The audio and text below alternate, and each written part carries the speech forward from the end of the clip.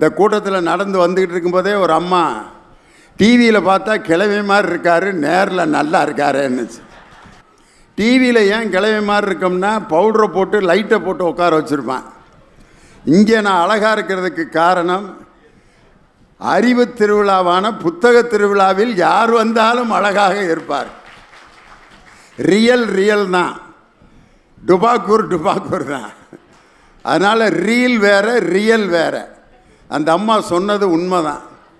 மகிழ்வூட்டி வழிகாட்டுவது திரை இசையா இலக்கியமா? எப்படி தலைப்பு பாருங்கள். ஒரு மனிதனுக்கு மகிழ்வூட்டணும். முதல்ல யாராவது இது வரைக்கும் நான் எதுக்காக வாழ்கிறேன்னு கேட்டால், நான் எதுக்காக வாழ்கிறேன், நாங்கள் காலையிலேருந்து சாயந்தரம் வரைக்கும் வேதனைப்பட்டுக்கிட்டே இருக்கணுங்க, அதுக்காகத்தான் வாழ்கிறேன்னு யாராவது இது வரைக்கும் சொல்லியிருக்கம்மா? மகிழ்ச்சியாக இருக்க வேண்டும் என்று நினைப்பது தான் ஒரு மனிதனுடைய மிகப்பெரிய எண்ணம். அதனால தான் தொல்காப்பியர் 8 வகை மெய்ப்பாட்டியல்ல முதல்ல எதை வச்சார்னா நகையே, அழுகை, இழிவரல், மறுக்கை, அச்சம் அப்படின்னு வரிசையா. அதில் முதல்ல வச்சது நகை, சிரிப்பு. உண்மையிலே ஒரு மனிதனுக்கு சிரிக்க தெரியலன்னா அவன் ஏதோ பெரிய பிரச்சனையில் இருக்கான்னு அர்த்தம். அதனால தான் கலைவாணர் NS கிருஷ்ணன் சிரிப்பை பற்றியே ஒரு பாட்டு எழுதினார். இந்த கூட்டத்தில் உட்கார்ந்துருக்கவங்க ஒவ்வொருத்தரையும் நான் பார்க்குறேன். சில பேர் திருமணம் முடித்தவர்கள் உட்காந்துருப்பீங்க, முடிக்காதவர்கள் இருப்பீங்க, ஏண்டா முடித்தோம்னு இருக்கவங்க உட்காந்துருப்பாங்க. தெரியாமல் முடிச்சிட்டோம்ப்பா, நிம்மதியாக இருந்திருக்கலாம். அந்த ஆளை எந்த நேரத்தில் நான் பார்த்தோனோ என் வாழ்க்கை எப்படி ஆகிப்போச்சு. என்ன கைதட்டுறீங்கன்னா எல்லாரும் அந்த பொழப்பு தானா? இன்னொரு குரூப் என்னன்னா ஏதோ முடித்து சந்தோஷமாக தான் இருக்கான், இது தொடர்ந்து நீடிக்குமான்னு தெரியலையே அப்படிங்கிற ஐயப்பாட்டோடு இருப்பீங்க. எல்லாம் கலந்தவங்க தான். திருமணம் நமக்கு யாராவது முடிச்சு வைக்க மாட்டாங்களா அப்படின்னு ஏக்கத்தோடு உட்காந்துருப்பீங்க. உலகத்திலேயே ஒரு மொழியை கேட்டவுடன் மகிழ்ச்சி அடைகிற ஒரு மொழி தமிழ் மொழி தான். காரணம், நம்ம பயன்படுத்துகிற அந்த 2 முக்கியமான சொற்களிலேயே எவ்வளவு ஆழமான அர்த்தம் இருக்குது பாருங்க. அம்மா, அப்பா. அம்மாங்கிற சொல் எவ்வளவு பொருள் பொதிந்த சொல் பாருங்க.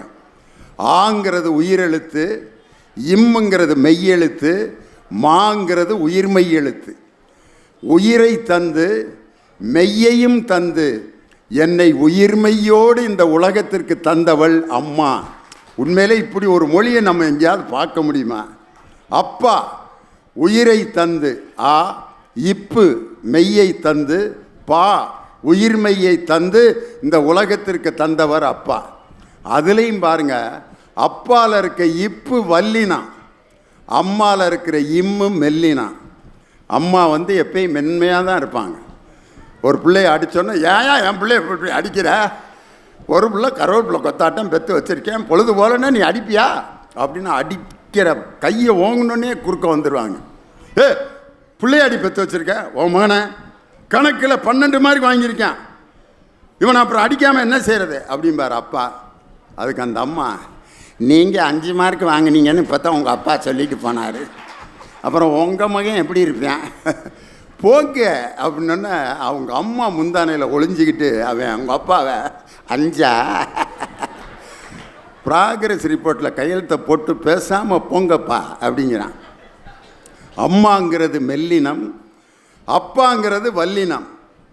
அதனால தான் வீட்டில் எல்லா ஆம்பளை பிள்ளைகளையும் கேட்டால், நீங்கள்லாம் அப்பா பிள்ளைகளா அம்மா பிள்ளைகளான்னு கேட்டால், ஆம்பளை பையங்க பூரா நாங்கள்லாம் எங்கள் அம்மா பிள்ளைய. ஏண்டா அப்பா மனுஷன், அந்த ஆள் எப்போ வீட்டில் இல்லையோ அப்போ தான் நாங்கள் நிம்மதியாக இருப்போங்கிறேன். பொம்பளை பிள்ளைகளை கேளுங்க, நீங்கள்லாம் அப்பா பிள்ளைகளா அம்மா பிள்ளைகளா? நாங்கள்லாம் எங்கள் அப்பா பிள்ளைய. அம்மா தாயா பேய். அந்த அம்மா எங்களை நிம்மதியாக விடுதா?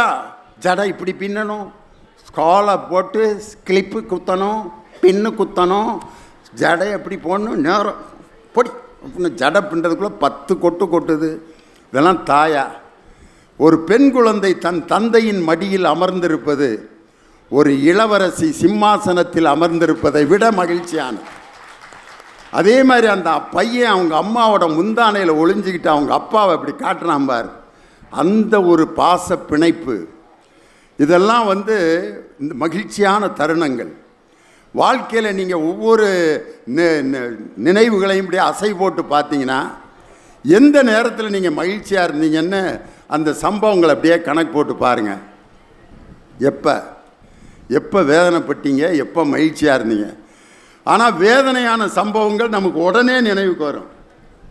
எங்கள் அப்பா என்னை சின்ன பிள்ளையில் அடித்து இந்த இடத்துல ஒரு காயம் இருக்குவார், அதையே நினச்சிட்டு இருப்போம். மகிழ்ச்சியான தருணங்கள் நிறைய யோசித்து அதையே திரும்ப அசை போட்டு கொண்டிருப்பது தான் வாழ்க்கையின் மிகப்பெரிய மகிழ்ச்சி. அதுதான் மகிழ்ச்சியான நினைவுகளை அப்படியே அசை போட்டுக்கிட்டே இருக்கும். உலகத்தில் இப்படி ஒரு பாட்டு எங்கேயாவது பாரதிதாசன் பாடினார் பாருங்க. துன்பம் நேர்கையில் யாழெடுத்து நீ இன்பம் சேர்க்க மாட்டாயா, அன்பில்லா நெஞ்சில் தமிழில் பாடி நீ அல்லல் நீக்க மாட்டாயா. அன்பில்லா நெஞ்சில் தமிழில் பாடி நீ அல்லல் நீக்க மாட்டாயா. அப்போ ஒரு தமிழ் சொல் வந்து நமக்கு துன்பத்திலிருந்து விடுதலை தரும். அப்படி ஒரு ஆற்றல் இருக்குது. அதுதான் அம்மாங்கிற சொல். நமக்கு ஏதாவது ஒரு வலி வர்றப்ப நம்ம அம்மா அம்மான்னு தான் அலறுவான்.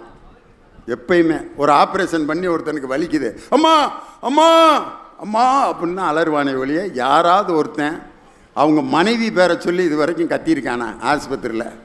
லட்சுமி லட்சுமி நர்சம்மா வந்து ஏண்டா ஆப்ரேஷன் பண்ணி படுத்து கிடக்கிற, என்ன லட்சுமி? அந்த நர்ஸு பேர் லட்சுமி. சண்டைக்கு வருது. அம்மா அப்படின்னு கூப்பிட்டா யார் வேணாலும் திரும்புவாங்க. வலி வரும்பொழுது நாம் உச்சரிக்கும் வார்த்தை அம்மா. அப்பாங்கிற வார்த்தையை எப்போ பயன்படுத்துவோம்னா வலி தீரும்போது. வலியெல்லாம் அப்படியே குறைஞ்சோன்னே அப்பா அப்படிமா. வலி குறையும் போது ஒரு மனிதன் உச்சரிக்கும் வார்த்தை அப்பா. வலியிலிருந்து விடுதலை தருவதற்காக உச்சரிக்கும் வார்த்தை அம்மா. அதனால தான் துன்பம் நேர்கையில் யாழெடுத்து நீ இன்பம் சேர்க்க மாட்டாயா, அன்பில்லா நெஞ்சில் தமிழில் பாடி நீ அல்லல் நீக்க மாட்டாயா. இலக்கியம் தாயா ஒரு மனிதனுக்கு மகிழ்வூட்டி வழிகாட்டுவது அப்படின்னு பேசுகிறதுக்கு ரெண்டு பேர் இலக்கிய பேச்சாளர். பார்த்தீங்களா? ட்ரெஸ்ஸு பார்த்தீங்களா? ஒரு நாகசரத்தை கையில் கொடுத்தோம்னா உண்மையிலே சிக்கல் சண்முக சுந்தரம் தான். அருமையான இந்த ஜிப்பை நானும் போடணும்னு ஆசையாக தான் இருக்குது. என்னென்ன இன்ஸ்ட்ருமெண்ட்டை வச்சுட்டு வந்துட்டீங்களான்னு கேட்பாங்க. இருந்தாலும் அவருக்கு ஜம்முன்னு இருக்குது. பேராசிரியர் விஜயகுமார் ஏசிஏ கலை மற்றும் அறிவியல் கலைக்கல்லூரியில் தமிழ்துறை தலைவராக இருக்கிறார். மதுரையைச் சேர்ந்தவர். அவரோடு இணைந்து இலக்கியமே என்று பேசுவதற்காக வருகை தந்திருப்பவர் கோவையைச் சேர்ந்த நாகநந்தினி. இவர் மதுரை, அவங்க கோயம்புத்தூர். ஆனால் இருக்கிறது சென்னை. யார்? விஜயகுமார். கோயம்புத்தூருக்குள்ளே போனோம்னாலே அந்த ஒரு ஸ்லாங், ஒரு மொழி வந்துடும்.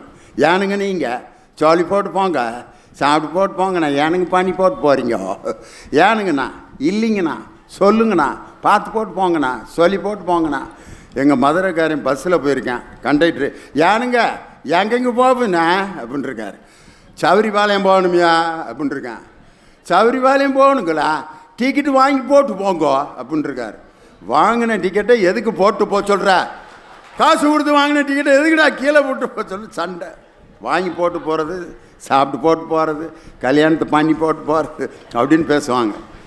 உலகத்திலே ஒரு மரியாதையான மொழி என்று கோவை மாவட்டத்தின் கொங்கு மண்டலத்தின் மொழியை சொல்வார். ஏனுங்க, சொல்லுங்க, ஆமுங்க, இல்லைங்க. இவர் சென்னையில் இருக்கார், ஆனால் மதுரைக்காரர். மதுரையோட ஸ்லாங் பார்த்துருக்கீங்களா? Present tense, past tense, future tense, 3 டென்ஸையும் ஒன்றா கூட்டி ஒரு புது டென்ஸில் பேசுவேன் மதுரைக்காரர். மாமா சாப்பிட்டியா? ஒன்று சாப்பிட்டேங்கண்ணா, சாப்பிட்றேங்கண்ணா, சாப்பிட போகிறேங்கண்ணா, சாப்பிட்டு கொண்டு இருக்கிறேன் கண்டினியூஸ் டென்ஸ். மதுரையில் சாப்பிட்றோம்ல அப்படின்னா, சாப்பிட்றோம்ல அப்படின்னா சாப்பிட்றானா சாப்பிட்டானா சாப்பிட கண்டே பிடிக்க முடியாது. மாமா பொண்ணு கொடுப்பியா? கொடுப்போம்ல அப்படிம்பாரு. கொடுப்பாரா மாட்டாரா கண்டுபிடிக்க முடியாது. கொஞ்சம் ஒரு 200 கிலோமீட்டர் தள்ளி போனீங்கன்னா திருநெல்வேலி. என்னலே சொல்லுத, சைக்கிள் எடுத்து சமட்டிலே ஒழுங்கா வயிறு வலிக்கிறது அப்படின்னு சொல்லுங்க திருநெல்வேலிக்காரரை. வயிறு வலிக்கி அப்படிமா, வலிக்கிறது வலிக்கி. சொல்லுகிறான் அப்படின்னு சொல்லுங்க, சொல்லுதான். சொல்லுகிறான் சொல்லுதான். சொல்வார்கள் சொல்லுங்க, சொல்லுவாக அப்படிம்பாங்க. கோயம்புத்தூர், திருநெல்வேலி, தூத்துக்குடி. தஞ்சாவூரில் பார்த்தீங்கன்னா ஓ போட்டு பேசுவாங்க. வருவாவோ, போவாவோ, வந்திருப்பாவோ அப்படின்னு. ஏன்னா இந்த வெத்தலை போட்டு போட்டு அந்த எச்சி ஒழுவாமல் அப்படியே பேசி பேசி அவள் வந்துருப்பாவுல்ல, சொல்லியிருப்பாவ, பேசிட்டாவளா அப்படின்னு அந்த ஓ தஞ்சாவூர். ஆனால் தமிழ்நாட்டின் தலைநகரம் சென்னை இருக்குது பார்த்தீங்களா, அந்த தமிழை யார் தான் கண்டுபிடிச்சான்னு தெரில. நான் கட்சிக்கல்ல வெத்தலைக்கு தான் பார்த்துக்கின்னு வந்தேன்னு இருக்கிறேன். அண்ணியா இல்லையோ நீ சார் நீ இட்டுன்னு போடா அப்படின்னு நான் ஒருத்தன். இட்டுன்னு போகிறதா அப்படின்னா என்னன்னா பயந்துட்டேன் நான். இட்டுன்னு போகிறதுனா கூட்டிகிட்டு போகிறது. இங்கே கூட்டிகிட்டு போகிறதுனா அர்த்தம் வேறு. லியோனியை கூட்டிகிட்டு போய் என்ன செய்ய சொல்கிறாங்க. இட்டுன்னு போகிறது சொல்லிக்கின்னு வந்துக்கின்னு என்னப்பா என்ன பேசின்னு இருக்கிற, நாஸ்டா துணியா அப்படிமா. இது என்னன்னா காலையில் சாப்பிட்டியான்னு கேட்குறதுக்கு நாஸ்டா துணியா. கோயம்புத்தூர் தமிழ். திரை இசையை அப்படின்னு பேசுகிறதுக்கு இங்கே வந்திருக்காங்க. அந்த காலத்து பழைய பாட்டிலேருந்து இப்போ லேட்டஸ்ட்டு சாங் வரைக்கும் எடுப்பார். பழைய பாட்டு யார்? இப்போ நான் ஒரு பாட்டு பாடுறேன், திரைப்பட பாட்டு, காதல் பாட்டு, பழைய காதல் பாட்டு ஒன்று பாடுறேன். அது உங்களுக்கு முதல்ல புரியுதான்னு பாருங்கள். மனமோகம் நாகநங்கம் வாடுதேம் கனவிலும் என் மனம் மனமோகம் மனமோகம். இந்த பாட்டை பாடி ஒருத்தன் பீச்சில் ஒரு பொண்ணை லவ் பண்ணான்னா அந்த பிள்ளையோட நிலைமை என்ன ஆகும்னு யோசனை பண்ணி பாருங்கள். இன்னொரு பழைய பாட்டு தியாகராஜ பாதர் பாட்டை கேட்டிங்கன்னா அடேங்க அப்பா. வதனமே சந்திர பிம்பமோ மலர்ந்த சரோஜமோ, வதனமே சந்திர பிம்பமோ. அந்த பாட்டிலிருந்து இப்போ லேட்டஸ்ட்டாக இருக்கிற பாட்டு வரைக்கும் படிப்பார். நீ இருக்கிறது ஓலை கோட்டாயா, சும்மா நடக்கிறது தவளை கட்டாயா, மஜாவா எனிக்கிறிய பஞ்சு முட்டாயா, ஆமாம் பஞ்சு முட்டாயா, தோஜாவா இருக்கிறனே ஓமடியில் சாஞ்சு, சாஜாவா இருக்கிறிய வாட்டர் பாக்கெட்டு மூஞ்சி, காஞ்ச மிளகா போல நான் இருக்கிறேன். அந்த பாட்டு வரைக்கும் எப்படி மகிழ்வூட்டி வழிகாட்டுகிறதுன்னு பேசுகிறதுக்கு கவிஞர் இனியவன். இவர் எப்படியேப்பட்டவர்னா எப்படியேப்பட்ட சிக்கலான சினிமா பாட்டையும் அதுக்கு கோனார் நோட்ஸு எழுத சொன்னால் இவர் எழுதிடுவார். அற்புதமான பேச்சாளர் கவிஞர் இனியவன். இராணுவத்தில் பணியாற்றுகின்ற இராணுவ ஊழியர். அவர் தமிழ் மீது உள்ள பற்றினால் எங்களுடைய குழுவில் இணைந்து பணியாற்றி கொண்டிருக்கிறார். அந்த பக்கம் உட்கார்ந்துருக்கார் பாருங்கள், கடலூர் தணிகை வேலன். அவர் ஒரு பேச்சாளர் மட்டுமல்ல, சிறந்த சிந்தனையாளர், நல்ல கவிஞர், ஒரு குறும்பட இயக்குனர். அநீதின்னு ஒரு குறும்படத்தை இயக்கி அதில் என் பையனை நடிக்க வச்சார். அவன் பாட்டுக்கு கேட்ரிபில்லர் கம்பெனியில் அசிஸ்டன்ட் மேனேஜராக 80,000 ரூபா சம்பளத்தில் இருந்தான். அவனை இன்ஸ்பெக்டராக நடிக்க வச்சு இப்படி பைக்கில் காட்டி ஸ்க்ரீனில் காட்டினார்ல, வேலையை எழுதி கொடுத்துட்டான். இப்போ முழு நேரம் நடிகராக இருக்கேன். டெலிவரி பாய்னு ஒரு படத்தில் சண்டை காட்சியில் நடிச்சுட்டு இந்த இப்படியே உட்காந்துருக்கான். நேற்று உடம்பெல்லாம் வலிக்குதுப்பா அப்படின்ட்டு. ஒரு அருமையான இன்ஜினியர், பிடெக் எம்பிஏ படிக்க வச்ச என் மகனை, அவனை சினிமா நடிகராக மாற்றின பெருமை கடலூர் தனிகை வேலைத்தான் சார். உண்மையிலே அப்படிப்பட்ட ஒரு நல்ல சிந்தனையாளர் கடலூர் தனிகை. லேட்டஸ்ட் சாங்லாம் ரொம்ப அழகாக பாடுவார். அண்மையில் வந்த புதிய பாடல் கூட அவர்கிட்ட நீங்கள் கேட்கலாம். அதனால் இன்று இலக்கியத்தையும் நீங்கள் கேட்டு ரசிக்கலாம், திரைப்பட பாடல்களையும் கேட்டு ரசிக்கலாம். அதனால் முதலாவதாக மகிழ்வூட்டி வழிகாட்டுவது இலக்கியமே அப்படிங்கிற அணிக்கு தன் கருத்துக்களை வழங்க பேராசிரியர் விஜயகுமார். நீதிபதி அவர்களே, திரை இசையா இலக்கியமா? மகிழ்வூட்டி வழிகாட்டுவது, இதில் என்ன சந்தேகம்? இலக்கியங்கள் தானே சார் வாழ்க்கைக்கு வழிகாட்டுது. இலக்கு கூட்டல் இயம், இலக்கியத்தை எப்படி பிரிக்கலாம்? இலக்கு கூட்டல் இலக்கு கூட்டல் இயம், இலக்கை நோக்கி இயங்க செய்வது இலக்கியம். டார்கெட், கோல், இலக்கை நோக்கி நம்மை இட்டு செல்வது இலக்கியங்கள் தானே. திரை இசை அப்படி இருக்கா? அன்றைக்கு தொடங்கிய இலக்கியம், அவ்வை பாட்டி சொன்ன இலக்கியத்திலிருந்து வாழ்க்கைக்கு எவ்வளவு விஷயங்கள் சார். திருவள்ளூர் மாவட்டத்தில் புருடா போடுறதுக்கு வந்திருக்காரு எங்க இனியவன் சார். அவ்வை பாட்டி அறம் செய்ய விரும்புன்னு சொன்னான். ஏன் நீதிபதி அவர்களே அவ்வை பாட்டி அறம் செய் அப்படின்னு சொல்லல, அறம் செய்ய விரும்பு? அறம் செய்ய விரும்பு என்று அன்பாய் சொன்னாள், அதிகாரமாக சொல்லவில்லை. ஏன் தெரியுமா? அறம் செய் என்று அதிகாரமா சொன்னா அன்னைக்கு மட்டும் செய்வான். அறம் செய்ய விரும்பு என்று அன்போடு சொன்னால்தான் ஆயுள் முழுக்க அறம் செய்வான் என்பதற்காகத்தான் அறம் செய்ய விரும்பு என்று இலக்கியம் வழிகாட்டியது இல்லையா சார். இன்னைக்கு இருக்கிற தொல்காப்பிய காலத்திலிருந்து இன்னைக்கு எழுதுகிற நம்முடைய மனுஷ்யபுத்திரன் ஐயா வரைக்கும் இலக்கியம் பிரமாதம் சார். சார் ஒரு 10 வருஷம் 20 வருஷத்துக்கு முன்னாடி இந்த தலைப்பை கொடுத்திருந்தாருன்னா நான் அந்த அணியில பேசியிருப்பேன். திரை இசைன்னு அன்னைக்கு நல்லா இருந்துச்சு. பாட்டு வண்டி போகாத ஊருக்கெல்லாம் தன் பாட்டு வண்டி அனுப்பினானே, பட்டுக்கோட்டை சிறப்பாக எழுதினா. சிறுகூடல் பட்டியிலே பிறந்து சிக்காகோவிலே தன் வாழ்க்கையை முடித்துக் கொண்டானே, நோட்டு என்னும் சமூகத்திலே பிறந்து பாட்டு எண்ணிய கண்ணதாசன்.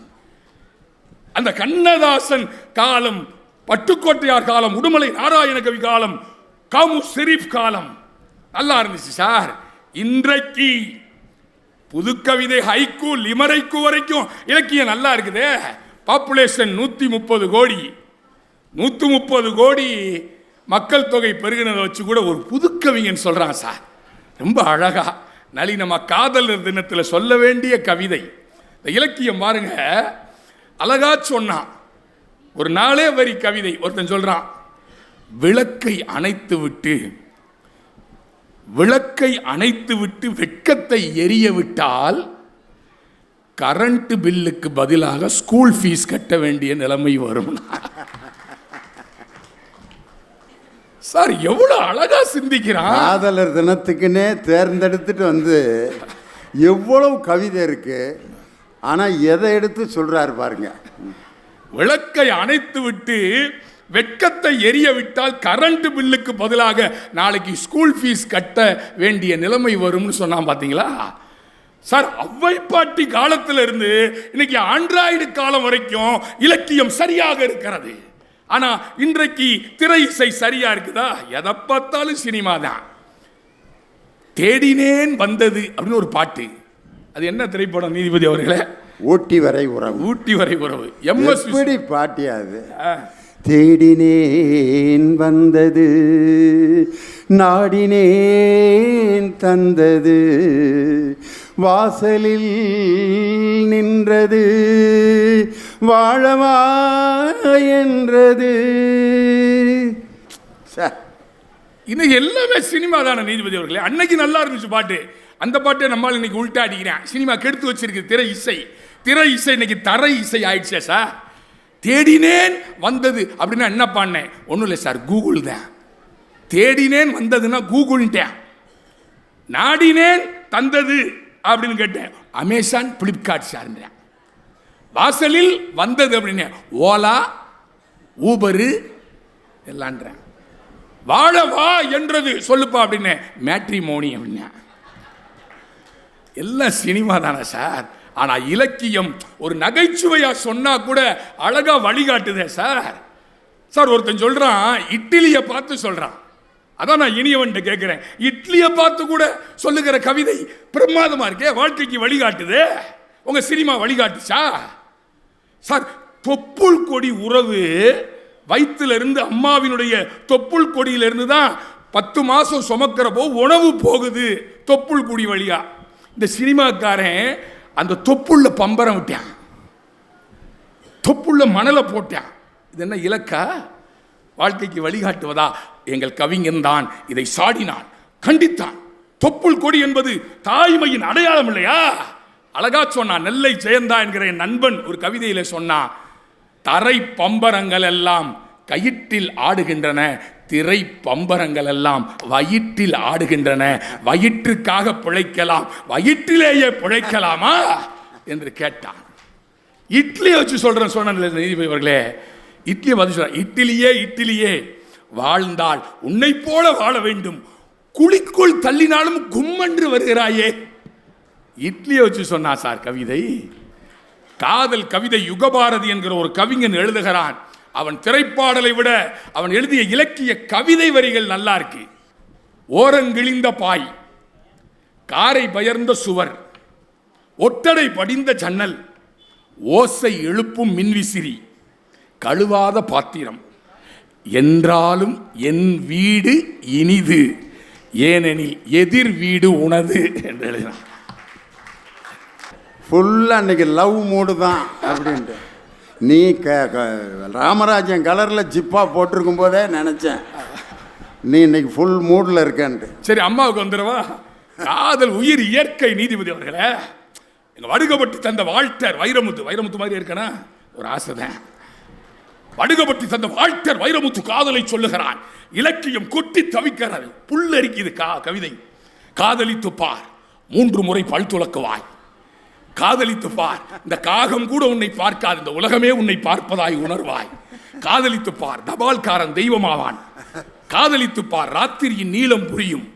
காதலித்து பார், சிரித்துக் கொண்டே அழவும் முடியுமே, அழுது கொண்டே சிரிக்கவும் முடியுமே. காதலித்து பார், காதலித்து பார், வயிற்றுக்கும் தொண்டைக்கும் இடையே உருவம் இல்லாத ஒரு உருவம் உருள்வதை உணர்வாய். காதலித்து பார், சொர்க்கம் நரகம் 2இல் 1 நிச்சயம் என்று எழுதுகிறான் இல்லையா? அதுதான் இலக்கியம்.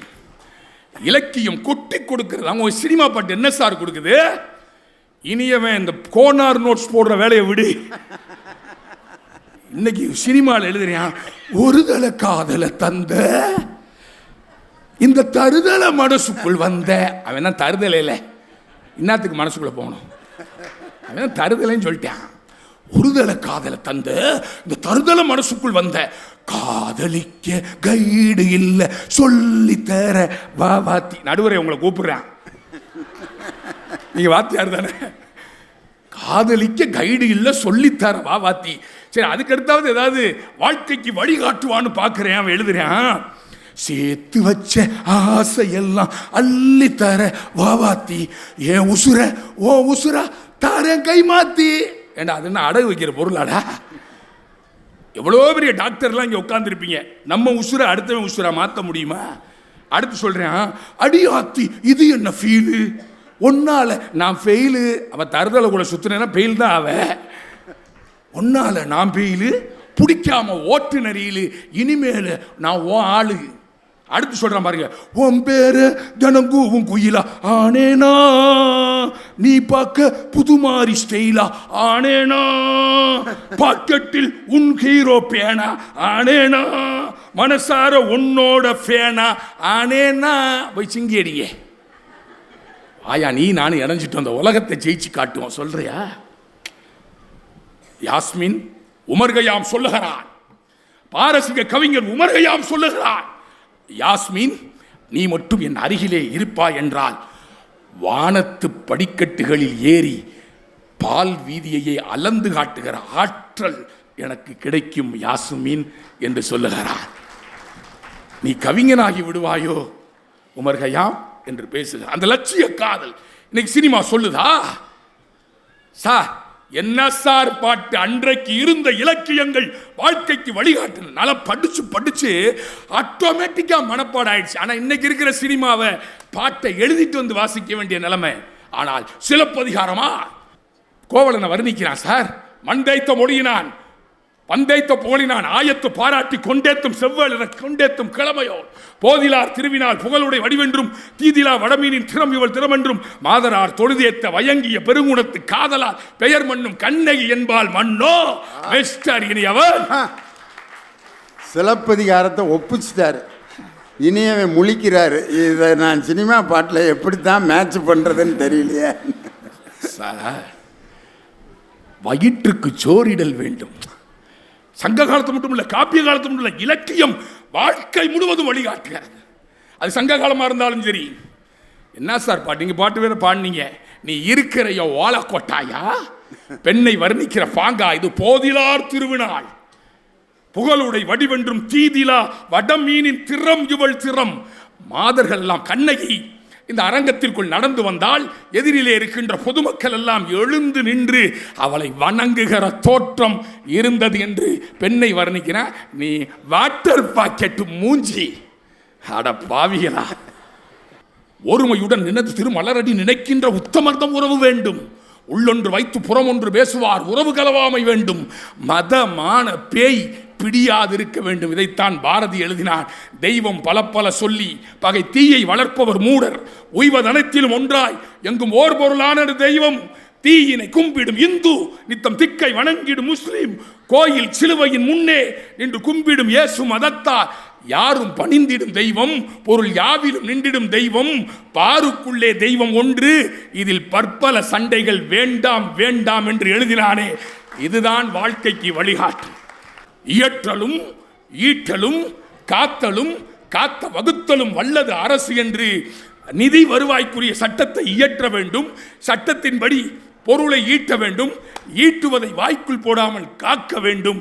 காத்ததை வகுக்க வேண்டும் என்று ஒரு ஃபினான்ஸ் மினிஸ்ட்ரியவே 2000 ஆண்டுகளுக்கு முன்னர் எப்படி இயங்க வேண்டும் என்று சொன்ன இலக்கியங்கள். சிந்தித்து பாருங்கள். வயிற்றுக்கு சோறிடல் வேண்டும் இங்கு வாழும் மனிதருக்கெல்லாம். ஆனால் உங்க சினிமா எப்படி எழுதுது? Monica Monica, my dear Monica, love you Monica, பேபிமா மோனிகா, கிச்சு கிச்சுமா பத்தி கிச்சுமா, ஃபயர் சர்வீஸ் கூப்பிடுறா, நாசமா போறவங்களா. அடுத்து சொல்றேன், ஒரு வாட்டி சந்திக்கவா, உதட்டோரம் தித்திக்கவா, நிலவ சவப்பாக்கும் தஞ்சாவூர் காரி, மனச ரெண்டாக்கும் வரவா கிள்ளி, இரும்ப கரும்பாக்கும் பப்பாளி லாரி. எப்பா லாரி என்ன சார் பாட்டு? இலக்கியங்களை போதிப்போம். பெரிதினும் பெரிதுகள் ஆத்திச்சூடி, பெரிதினும் பெரிதுகள் போதுமென்ற மனமே பொன் செய்யும் மருந்து என்று பேசிய தேசத்தில் வைய தலைமைகள் பெரிதினும் பெரிதுகள். இதைத்தான் அப்துல் கலாம் சொன்னார். Small aim is a crime, aim high, small aim is a crime என்று சொன்னார். காலத்தின் அருமை கருதி பிரிய மனமில்லாமல் பிரிகிறேன், போய் வாருகிறேன். பொற்காலம் பிறக்கட்டும். நன்றி, வணக்கம். வயசான தாத்தா 85 வயசு வாக்கிங் வர்றப்ப இந்த பாட்டை போட்டு கேட்டுக்கிட்டே ஜும்முடு ஜும்முடு ஜும் ஜும் ஜும் ஜும் ஜும் அப்படின்னு வர்றாரு. மயில் ஓட்டுதுன்னு நம்ம நினச்சிக்கிறதா? என்னையா அது? இலக்கியத்தில் எப்படிப்பட்ட பாடல்கள் எல்லாம் இருக்கிறது. இன்னைக்கு பார்த்தீங்கன்னா பாரதிதாசன் வர்ணித்த மாதிரி ஒரு பெண்ணை இதுவரைக்கும் வர்ணிக்க முடியுமா? கவிஞர் வாலிகிட்ட கேட்டாங்க, உலகம் சுற்றும் வாலிபன்கிற படத்தில் நிலவு ஒரு பெண்ணாகின்னு ஒரு பாட்டு எழுதியிருக்கீங்களே, எவ்வளோ அழகான பாட்டு, எப்படி இந்த கற்பனையை நீங்கள் கொண்டு வந்தீங்கன்னு கேட்டதுக்கு வாலி சொன்ன பதில், பாரதிதாசனின் பாடல் ஏற்படுத்திய தாக்கம்தான் அந்த நிலவு ஒரு பெண்ணாகின். நிலவு ஒரு பெண்ணாகி உலவுகின்ற அழகோ, நீரலைகள் இடம் மாறி நீந்துகின்ற குழலோ அப்படின்ற பாட்டு. பாரதிதாசன் இதை எவ்வளோ அழகாக எழுதியிருக்கார் பாருங்க. நீலவான் ஆடைக்குள் உடல் மறைத்து நிலவென்று காட்டுகிறாய் ஒளிமுகத்தை, கோலம் முழுதும் காட்டிவிட்டால் காதல் கொல்லையிலே இவ்வுலகம் சாமோன்னு எழுதுனாம் பாருங்க. நீலவான ஆடைக்குள் உடலை மறைத்து கொண்டு முகத்தை மட்டும் காதலி காட்டுறாளாம். அதுதான் எதுவான்? நிலாவான். அந்த கோலம் முழுவதும் காட்டிவிட்டால் காதல் கொல்லையிலே இந்த உலகமே செத்து போயிடும், அவ்வளவு அழகானவ அப்படின்ட்டு. இந்த ஒரு அழகு தமிழ் இலக்கியத்தை விட வேற எங்கேயாவது நம்ம சுவைக்க முடியுமா? ராமனுடைய அழகை கம்பர் வர்ணிக்கிறார். வெய்யோனொளி தன்மேனியில் வெறிசோதியில் மறைய பொய்யோ எனும் இடையானோடும் இளையானோடும் போனான். ராமன் கருப்பு. அப்பயே பாருங்க, கருப்பு தான் அழகுன்னு கம்பர், கருப்பு தாண்ட அழகுன்ட்டு கம்பரே அன்னைக்கு. அதுக்கப்புறம் இன்னமும் 5 நாட்களில் உங்களுக்கு தரும் சிவப்பழகி, இந்த கிரீமை போடுங்கள், கிரீம் போடுவதற்கு முன், கிரீம் போடுவதற்கு பின் சிவப்பா இருக்கா பொண்ணு அப்படின்னு இன்னும் கேட்குறான். கம்பரே கருப்பு தாண்டா அழகுன்னாரு. அதுக்கு என்னென்ன வார்த்தையை போடுறாரு பாருங்க. மையோ மையி, மறி கடலோ கடல், மலை முகில் கருப்பு முகில், மையோ மறிகடலோ மலை முகிலோ, இதுக்கு மேலே வேற ஒன்றும் சொல்ல முடியலையே, என்னடா பண்ணுறதுன்ட்டு கம்பர் ஐயோ இவன் வடிவென்பதோர் அழியா அழகுடையான், ஐயோ முடியலப்பா அப்படின்ட்டார். இந்த அழகெல்லாம் வேற எந்த இலக்கியத்தில் நம்ம போய் பார்க்கறது? வள்ளுவர் லவ் பண்ணாமல் இருந்திருந்தா இப்படிலாம் எழுதியிருப்பாருயா. யான் நோக்கும் கால் நிலம் நோக்கும், நோக்காக்கால் தான் நோக்கி மெல்ல நகும். உண்மையிலே எங்கேயாவது நின்று அவர் சைட் அடிக்கலைன்னா வள்ளுவர் இவ்வளவு தத்துரூபமாக எழுதியிருக்க முடியாது. நான் உன்னை பார்க்கும்போது நீ மண்ணை பார்க்கிறாய், நான் விண்ணை பார்க்கும்போது நீ என்னை பார்க்கிறாய். யார்? கண்ணதாசன். அதை 2000 வருஷத்துக்கு முன்னாடியே யான் நோக்கும் கால் நிலம் நோக்கும், நோக்காக்கால் தான் நோக்கி மெல்ல நகும்னு காதலை பற்றி எழுதிய வள்ளுவனுடைய அந்த இலக்கியம் இன்னைக்கும் வாழ்ந்துக்கிட்டு இருக்க ஐயா அப்படின்னு. யார்? விஜயகுமார். உண்மையிலே உங்கள் ரசனையை பார்த்து அவ்வளவு சந்தோஷமாக இருக்கு. இப்படித்தான் மேடையில் ஒருத்தர் பாட்டு பாடிக்கிட்டே இருந்தார், வரிசையாக பாட்டு, பழைய பாட்டிலேருந்து தொடங்கிட்டார். செந்தமிழ் தேன் மொழியால் அப்படின்னாரு முன்னால் இருக்கவர். அடுத்து அப்படி ஒன்றொன்னா பாட்டு, வாலியோட பாட்டை பாடுறாரு, அப்படியே பாடிக்கிட்டே வந்தார். லாஸ்ட்டாக ஒரு பாட்டு பாடினார். எந்த 10 பாட்டுக்கு அப்படியே தலையை ஆட்டினதை நிப்பாட்டவே இல்லை அவர். என்னடா இப்படி ஒரு ரசிகனை நம்ம பார்த்ததே இல்லையே, பாடிக்கிட்டே இருக்கேன் இப்படி ரசிக்கிறாருன்னு. கச்சேரி முடிஞ்சு எல்லாத்தையும் பேக் பண்ணி வெளியே நடந்து போயிட்டுருக்காரு, அப்பையும் தலையாட்டிக்கிட்டு இருந்தார். சரி, மேட்ரை விசாரிச்சிட வேண்டியதான்ட்டு. ஓ என்னய்யா, நிகழ்ச்சி முடிஞ்சு போய்கிட்டு இருக்கேன், இப்பையும் தலையாட்டிக்கிட்டு இருக்கீங்க, என் பாட்டை நினச்சி தலையாட்டுறீங்களா? அதுக்கு அவர் கேட்டு சொன்னாராம், பிறந்ததுலேருந்தே மண்டையாட்டிக்கிட்டு இருக்கேன் ஐயா, நான் எனக்கு நரம்பு தளர்ச்சி, நான் மண்டையாட்டுறதை பார்த்துட்டு நீ இப்படி வரிசையாக பாடுவேன்னு நான் எதிர்பார்க்கவே இல்லைன்னா. அந்த பாடகர் அப்பயே மூட்டைப்பூச்சி மருந்தை வாங்கி கொடுத்துட்டு இறந்துருக்கணும். அதாவது ஒரு மனிதன் ரசிப்பதையும் தலையாட்டுவதும் பல காரணங்கள் இருக்கு. அந்த இலக்கியத்தை கேட்டவுடன் எங்கள் திருவள்ளூர் மக்கள் அந்த பாரதிதாசனுடைய பாட்டை கேட்டோன்னா உங்கள் முகம் நிலவு போல் மலர்ந்திருந்ததை பார்க்கும் பொழுது இதுதான் இலக்கியத்திற்கு கிடைத்த ஒரு பெரிய வெற்றி. அதான் விஜயகுமார். வாங்க, திரைப்பட பாடல்களே, திரை இசையே என்று பேசுவதற்கு கடலூர் தணிகைவேலன் இசையோடு வருகிறார். உங்கள் முன்னால் பாடல் பாடி உங்கள் கைதட்டுகளை பெற கடலூர் தணிகைவேலன் வாங்க. காதலையும் வீரத்தையும் 2 கண்களாய் கொண்ட தமிழினமே, உங்கள் அனைவருக்கும் காதலர் தின வாழ்த்துக்களை தெரிவித்து என் உரையை துவங்குவதில் பெருமை கொள்கின்றேன். புத்தக திருவிழா வாழ்த்துக்கள் சொல்லுவாயாண்ணா, பூரா லவ்வாகவே மாறிட்டீங்களா எல்லாரும் சேர்ந்து? வயசுக்கு தகுந்த மாதிரி வாழ்த்துக்களை சொல்லி பழகிறோம் நடுவர்களே. விஜயகுமார் மகளை கட்டி கொடுக்க போகிறாரு, அவரே இவ்வளோ மூடில் இருக்கும்போது இப்போ தான் குழந்தைய பெற்றிருக்கான், அப்போ அவனுக்கு எப்படி இருக்கான் மூடு? தம்பி நொறுக்குடா, ஓ ஏரியா தான் இன்னைக்கு. நடுவர் அவர்களே, சில பேருக்கு வைத்தறிச்சல் இருக்கும், நமக்கு இதெல்லாம் கிடைக்கலையே அப்படின்னு வைத்தறிச்சல் படுறவங்க ஒரு சாரர். நமக்கு கிடைக்காததெல்லாம் அடுத்தவனுக்கு கிடைக்குதே அப்படின்னு வைத்தறிச்சல் படுறவங்க 2வது வகை. இன்றைக்கி வேலண்டைன்ஸ் டே இல்லையா? விஜயகுமார் அண்ணன் காலையிலேருந்து பார்த்துருப்பாரு. பார்த்துக்கிட்டு இருந்த அந்த வைத்தறிச்சலை பூரா இன்றைக்கி மேடையில் கொட்டிக்கிட்டு இருக்கார். அதுவும் தமிழ் சினிமாவில் வந்த பாடல்களை எல்லாத்தையும் கொண்டு வந்து இலக்கியத்தில் மாற்றி வச்சுக்கிட்டு எங்கள் இலக்கியத்தில் ஒரு கவிஞன் எப்படி சொன்னார் தெரியுமா, எங்கள் பாட்டில் சொன்னோம், அதை மாற்றி உங்கள் கவிதையில் நீங்கள் ஏமாத்துறீங்க அப்படின்றது தான் எங்களுடைய வாதம். வயிற்றுக்கும் தொண்டைக்கும் உருவமில்லாத ஒரு உருண்டையை உருளுகிறது. ஓ, இது நம்ம எங்கேயோ கேட்டிருக்கோமே, எங்கே கேட்டிருக்கோம் நான் உட்காந்து யோசிச்சுட்டு இருக்கேன். அப்புறம் தான் தெரியுது காதலன் படத்தில் பிரபுதேவாவுக்கு எழுதுனது. வாய்மொழியும் எந்தன் தாய்மொழியும் இன்னும் வசப்படவில்லையடி, வயிற்றுக்கும் தொண்டைக்கும் உருவம் இல்லாதொரு உருண்டையும் உருளுதடி, காத்திருந்தால் எதிர்பார்த்திருந்தால் ஒரு நிமிஷமும் வருஷமடி, கண்கள் எல்லாம் என்னை பார்ப்பது போல் ஒரு கலக்கமும் தோன்றுதடி. இன்னொரு சொன்னார் தெரியுமா, காதலித்து பாருங்கள், ஒன்று சொர்க்கம் இல்லை நரகம். எதுக்கு கத்தறீங்கிறேன்.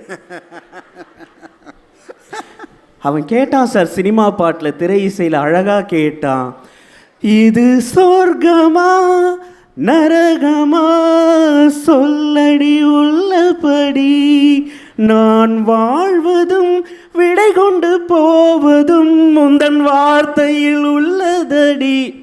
கோகிலமே நீ குரல் கொடுத்தால் உன்னை கும்பிட்டு கண்ணடித்தேன், கோபுரமே உன்னை சாய்த்து கொண்டு உந்தன் கூந்தலில் மீன் பிடித்தேன், வெண்ணிலவே உன்னை தூங்க வைக்க உந்தன் விரலுக்கு சொடுக்கெடுத்தேன், வருட வரும் பூங்காற்றையெல்லாம் கொஞ்சம் வடிகட்டி அனுப்பி வைத்தேன். போதுமா? இப்பதான் நடுவர்களே நம்ம ஏரியாவுக்கு வரீங்க. விஜயகுமாரனே, முதல்ல காதலிக்காக காத்து இருந்திருக்கீங்களா நீங்க?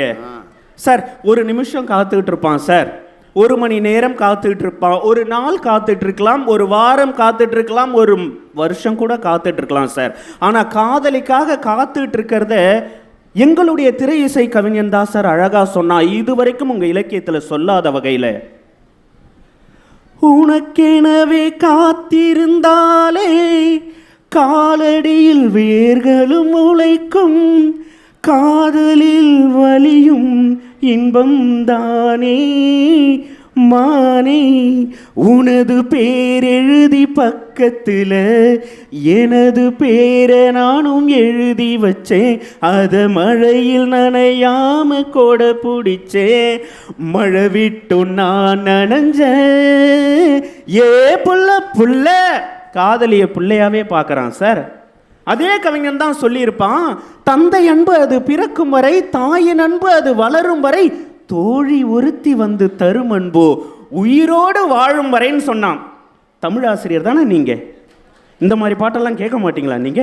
மோனிகா, வயசுக்கு இந்த பாட்டை கேட்டு பழகுங்கிறேன் நீங்க. அதுல இன்னொரு சொன்னார் தெரியுமா, விளக்கை எரிய வைத்து வெட்கத்தை அணைத்து விட்டால் நீங்க கரண்ட் பில்லு கட்டுறதை விட்டுட்டு ஸ்கூல் ஃபீஸை கட்ட வேண்டியதா இருக்கும். இதை கூட எங்க கவிஞர் தானே சொன்னான், உங்க கவிஞர்லாம் சொல்லல. நாங்க தான் பாம்பேன்ற படத்துல பாட்டுல சொன்னோம், காட்டு முயலுக்கு பனி பிடிக்கும், கான குயிலுக்கு வெயில் பிடிக்கும், ஆணி வேருக்கு மண் பிடிக்கும், ஏப்பனுக்கு பெண் பிடிக்கும், அரசன் மகளுக்கு வால் பிடிக்கும், அழுத குழந்தைக்கு பால் பிடிக்கும், புருஷன் ஜாமத்தில் கணக்கையிலே பொம்பளைக்கு கிளி பிடிக்கும். அந்த பாட்டில் தான் கடைசி வரி வரும், விளக்கை அணைத்து விட்டு, எப்படின்னு, விளக்கை எரிய விட்டு வெட்கத்தை அணைத்து விடு அப்படின்னு சொன்னாங்க.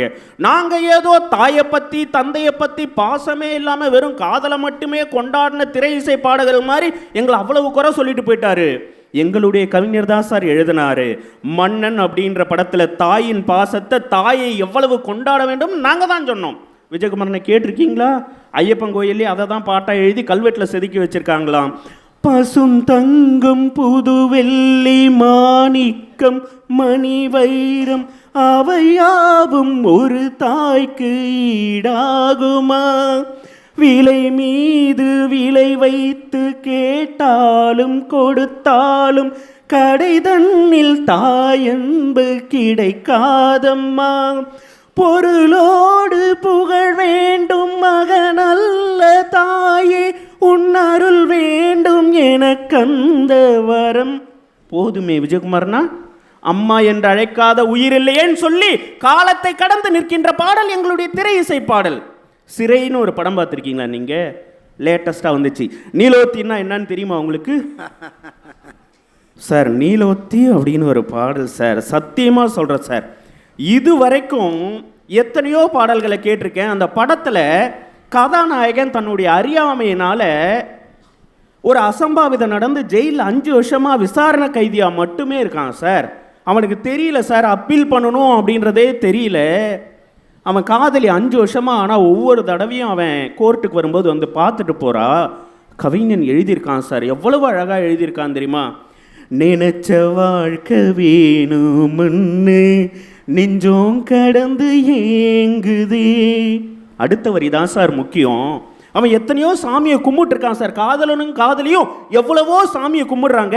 ஆனால் ஒரு காவல்துறை அதிகாரி தான் சொல்கிறான், நீ போய் நீதிபதி ஐயா கிட்ட காலில் விழுந்துருங்க, பேசுங்க, பேசி உங்களை புரிய வைங்கன்னு சொல்கிறாங்க. அதை புரிய வச்சுட்டு வெளியில் வந்தான் இல்லையா, அவனுக்காக அந்த கவிஞன் திரை இசையில் எழுதியிருக்கான், படைச்ச சாமி கேட்காததையும் படிச்ச சாமி கேட்டதே அப்படின்னு எழுதினானே. இதை விட அழகாக எழுத முடியுமா சார்?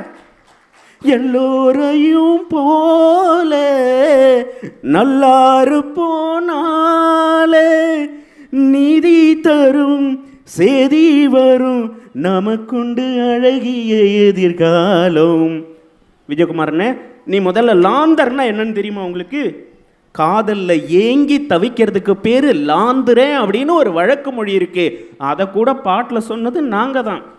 நடுவர்களே, திரை இசை பாடல்கள் அப்படின்றது ரசிகர்களுக்கு புரியும், கேட்ட உடனே புரியும். உங்கள் இலக்கியம் புரியுமா?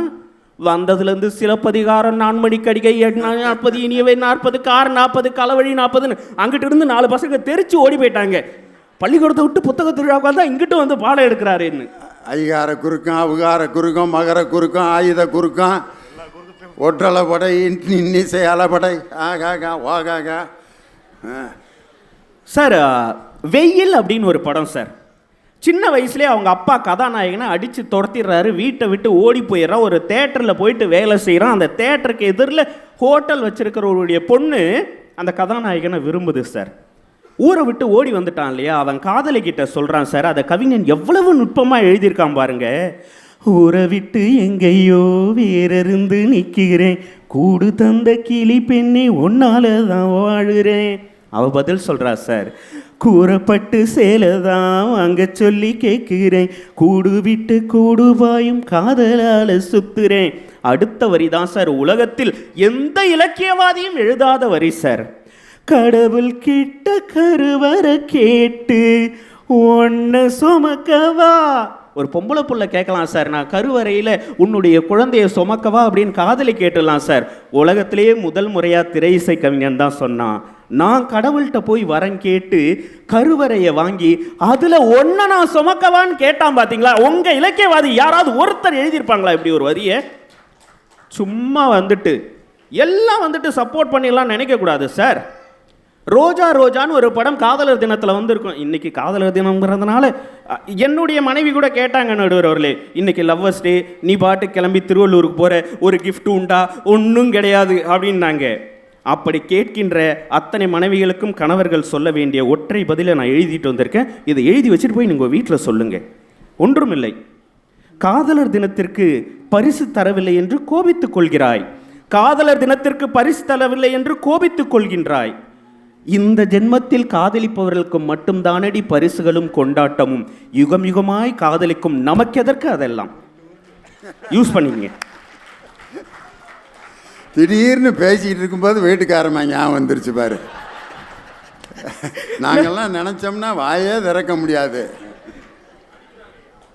அடிக்கிற நடுவர்களே, காதலர் தினத்தில் அந்த பாடல் வரும். நீங்கள் யோசிச்சு பாருங்கள், இதை கற்பனை பண்ணி பாருங்கள். உங்கள் இலக்கியவாதிகளால் இந்த மாதிரி கற்பனை உலகத்துக்கு கூட்டு போக முடியாது. இதை மட்டும் கற்பனை பண்ணி பாருங்கள். நிலத்தினில் உன் நிழல் விழ ஏங்குவேன், நீ போனால் உன்னுடைய நிழல் வந்து அந்த நிலத்தில் விழணும் அப்படின்னு நான் ஏங்குவேன். எதுக்குடா அப்படி ஏங்குறேன்னு கேட்குறாங்க. அந்த கவிஞர் பதில் சொல்கிறாரு, நிலத்தினில் உன் நிழல் விழ ஏங்குவேன், நிழல் விழுந்தால் மணலையும் மடியினில் தாங்குவேன், உடையனை எடுத்து என்னை உடுத்து நூலாடை கொடிமலர் இடையினை உறுத்தும் ரோஜா. அடுத்த வரிதான் சார் ரொம்ப முக்கியம். உன் பேரல்ல நான் சொன்னதும் என் வீட்டு ரோஜாக்கள் பூக்கின்றன. உன் பேரை போயிட்டு என் வீட்டு ரோஜா செடி கிட்ட மெல்லமா சொன்னா போதும், அது உடனே பூத்துடுது. ஓர் நாள் உன்னை காணாவிடில் எங்கே உன் அன்பென்று கேட்கின்றன. நான் உன்னை பார்க்காம போயிட்டேன்னு வச்சுங்க, அதே ரோஜா செடி என்கிட்ட கேள்வி கேட்குது, எங்கடா உன் அன்பு அப்படின்னு சொல்லி. நீ வந்தால் மறுகணம் விடியும் என் வானமே. அடுத்த வரி தான் விஜயகுமார்னு மனப்பாடம் பண்ணி வச்சுக்கோங்க, யூஸ் ஆகும்.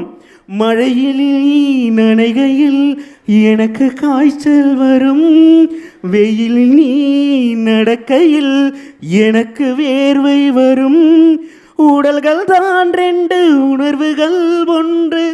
ரோஜா ரோஜா ரோஜா. அந்த ரோஜாலாம் தெரியுமா? வயசாயிடுச்சு, உங்களுக்கு தெரியாது. நடுவர் அவர்களே, நான் இப்படி சொல்லி நிறைவு செய்கின்றேன். காதல் மட்டுமல்ல, தாய் பாசம் மட்டுமல்ல, தந்தை பாசம் மட்டுமல்ல, சமூக கருத்துக்களையும் எங்களுடைய திரை இசை பாடல்கள் எத்தனையோ கொடுத்திருக்கிறது. தலை கோதும் இளங்காற்று செய்தி கொண்டு வரும் அப்படிங்கிற பாடல்ல இந்த வரிகள் அவ்வளவு அழகா இருக்கும். நீல வண்ண கூரை இல்லாத நிலமெங்கு ஏது, காலம் என்னும் தோழன் உன்னோடு தடைகளம் மீறு. எவ்வளவு அழகா இருக்கும் தெரியுமா? நீலவண்ண கூரை இல்லாத நிலமெங்கு ஏது, காலம் என்னும் தோழன் உன்னோடு தடைகள மீறு, மாறுமோ தானா நிலை எல்லாமே மண்மேலே, போராடு நீயே அறமுண்டாகும் மண்மேலே, மீதியிருள் நீ கடந்தால் காலையொளி வாசல் வரும், தோளில் நம்மை ஏந்தி கொள்ளும் நமக்கான காலம் வரும் சொன்னானே. இதைவிட நம்பிக்கை உங்கள் இலக்கியவாதிகளால் தர முடியுமா என்று கேட்டு நல்லதொரு வாய்ப்பிற்கு நன்றி பாராட்டி இடம் அமர்கின்றேன். நன்றி, வணக்கம். ஆஹா, உண்மையிலேயே வாழ்க்கையில் நடந்த ஒரு சம்பவம் சினிமா பாட்டில் அதை அப்படி அனுபவித்தேன். நான் என் வீட்டுக்காரமாக வந்துக்கிட்டு இருக்கான், திண்டுக்கல்ல போயிட்டுருக்கான். என் கூட எப்போயோ என் கூட படித்த ஒரு பொம்பளை பொண்ணு அது என்னை பார்த்துருச்சு. பார்த்துட்டு நானும் எங்கள் வீட்டுக்காரமாக வர்றேன், லியோனே டேய் டேய் இங்கே வாடா எப்படின்னா, எங்கள் வீட்டுக்காரம்மா யாரா அது என்று முழிக்குது. அது யாருங்க இருப்பா, நான் பக்கத்தில் பார்த்துட்டு சொல்கிறேன். அப்புறம் பார்த்தோன்னே, என்னைய மறந்துட்டியா? நம்ம 2 பேரும் 3ஆம் கிளாஸ்லேருந்து 8வது வரைக்கும் ஒன்றா படித்தோம்லடா. எனக்கு நீ எத்தனை தடவை நெல்லிக்காய் கடிச்சு கொடுத்துருக்க, நம்ம 2 பேரும் ஒன்றா நெல்லிக்காய் வாங்க போவோம்ல, கொடுக்காப்புளி வாங்கி கொடுத்துருக்க. அப்போ ஐயோ அம்புட்டான் ஆதியிலேருந்து அந்த வரைக்கும் அடித்து விட்றா. எங்கள் வீட்டுக்காரம்மா முன்னால் நான் எப்படி நின்றுருப்பேன்னு யோசனை பண்ணி பாருங்கள். அது சரி, நீ யார் லூர்து ராணியா அப்படின்னு பேர் மறக்காமல் வச்சுருக்கியா நீ? அப்போ அவன் மறந்துருக்கா, நீ மறக்காமல் பேர் வச்சுருக்க அப்படின்னு. ஆமாம், லூர்து ராணி தான்டா. பல்லெல்லாம் பாதி போய் அப்படியே ஒரு மாதிரி தலையெல்லாம் களைஞ்சி வயசாகி இந்த இப்படி அழுக்கு ஜாக்கெட்டையும் இப்படி கட்டிக்கிட்டு டே லியோனின்னு என்னை கூப்பிட்டுச்சு. லூர்து ராணியே நல்லா இருக்கேன், நீ ஏன்டா இன்னும் அப்படியே இருக்க, நாங்கள் தான்டா கிளவி ஆகிட்டேன் அப்படின்னுச்சு. இல்லை நீ கிளவி ஆனாலும் நல்லா தான் இருக்க அப்படின்னோன்னா என் வீட்டுக்காரர் நவருக்குன்னு இப்படி கையை இறுக்க பிடிச்சா பாருங்க. நானும் லியோனிய ஒன்றாவே தான் இருப்பான், என்னை விட்டுட்டு போகவே மாட்டான்னா பாரு. ஐயோ செத்தமுடா அன்னைக்கு, அவ்வளோதான் முடிஞ்சிரான்ட்டு. இதே காட்சி இதில் ரஜினிகாந்த் என்ன கபாலியா காலா படத்தில் ரஜினியோட பழைய லவ்வர் ஸ்கூட்டரில் வரும், ஈஸ்வரி ராவும் ரஜினி இப்படியே உட்காந்துருப்பாங்க. அப்போ ஒரு பாட்டு, ரஜினியோட மனநிலைக்கு ஒரு பாட்டு அந்த கவிஞர் உமாதேவிங்கிற கவிஞர், ஜே தீபா அந்த கவிஞர் பேர், எழுதியிருக்காங்க. ஆகாயம் சாயாம தூவானமேது, ஆராம ஆராம காயங்களேது, கண்ணம்மா கண்ணம்மா கண்ணிலே என்னம்மா.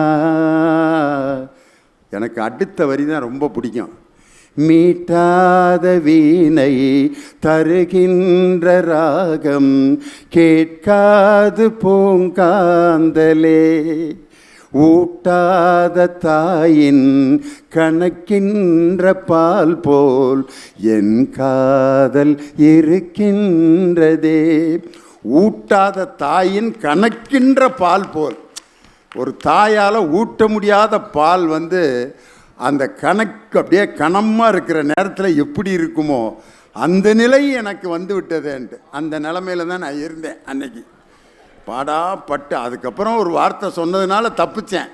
இங்கே பாரு, எனக்கு மட்டும் ஒரு பையன் மட்டும் பிறந்திருந்தான்னா ஓம் பிள்ளையே தாண்டா நான் கட்டியிருப்பேன்னா. அப்பா அன்னை முறை வருதில்ல, அப்போ தான் எனக்கு உசுரே வந்துச்சு. இவ்வளோ நாளாக என்னை அண்ணன் நினச்சிருக்கா அப்படின்னு சொன்னேன். நீ ஏதோ சிக்னல் கொடுத்துருக்க, அதனால தான் அவள் அப்படி சொல்கிறா அப்படின்னு அப்பயும் நம்ப மாட்டேங்கிறான்.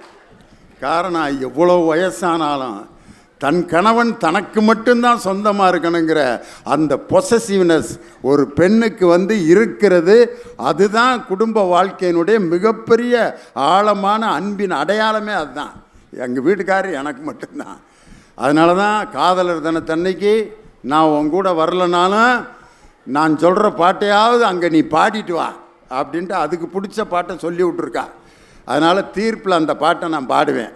அது எந்த பாட்டுன்னு நீங்கள் கண்டுபிடிச்சிடலாம். காரணம், நம்ம முதலமைச்சரை சுசீலா அம்மாவுக்கு டாக்டர் பட்டம் கொடுத்துட்டு சுசீலா அம்மாவை ஒரு பாட்டு பாட சொல்லி என்ன பாட்டு சொல்லி கேட்டார் தெரியுமா? முதல்ல நீராறும் கடலுடுத்த 2 பேரும் சேர்ந்து பாடினாங்க.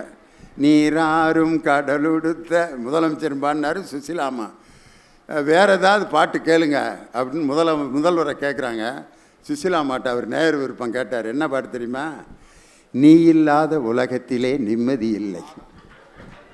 சுசீலா அம்மா பாடினாங்கம்மா. நீ இல்லாத உலகத்திலே நிம்மதி இல்லை, உன் நினைவில்லாத இதயத்திலே சிந்தனை இல்லை. காயும் நிலாவானில் வந்தால் கண்ணுறங்கவில்லை, உன்னை கண்டு கொண்ட நாள் முதலாய் பெண்ணுறங்கவில்லை, கண்ணுறங்கவில்லை.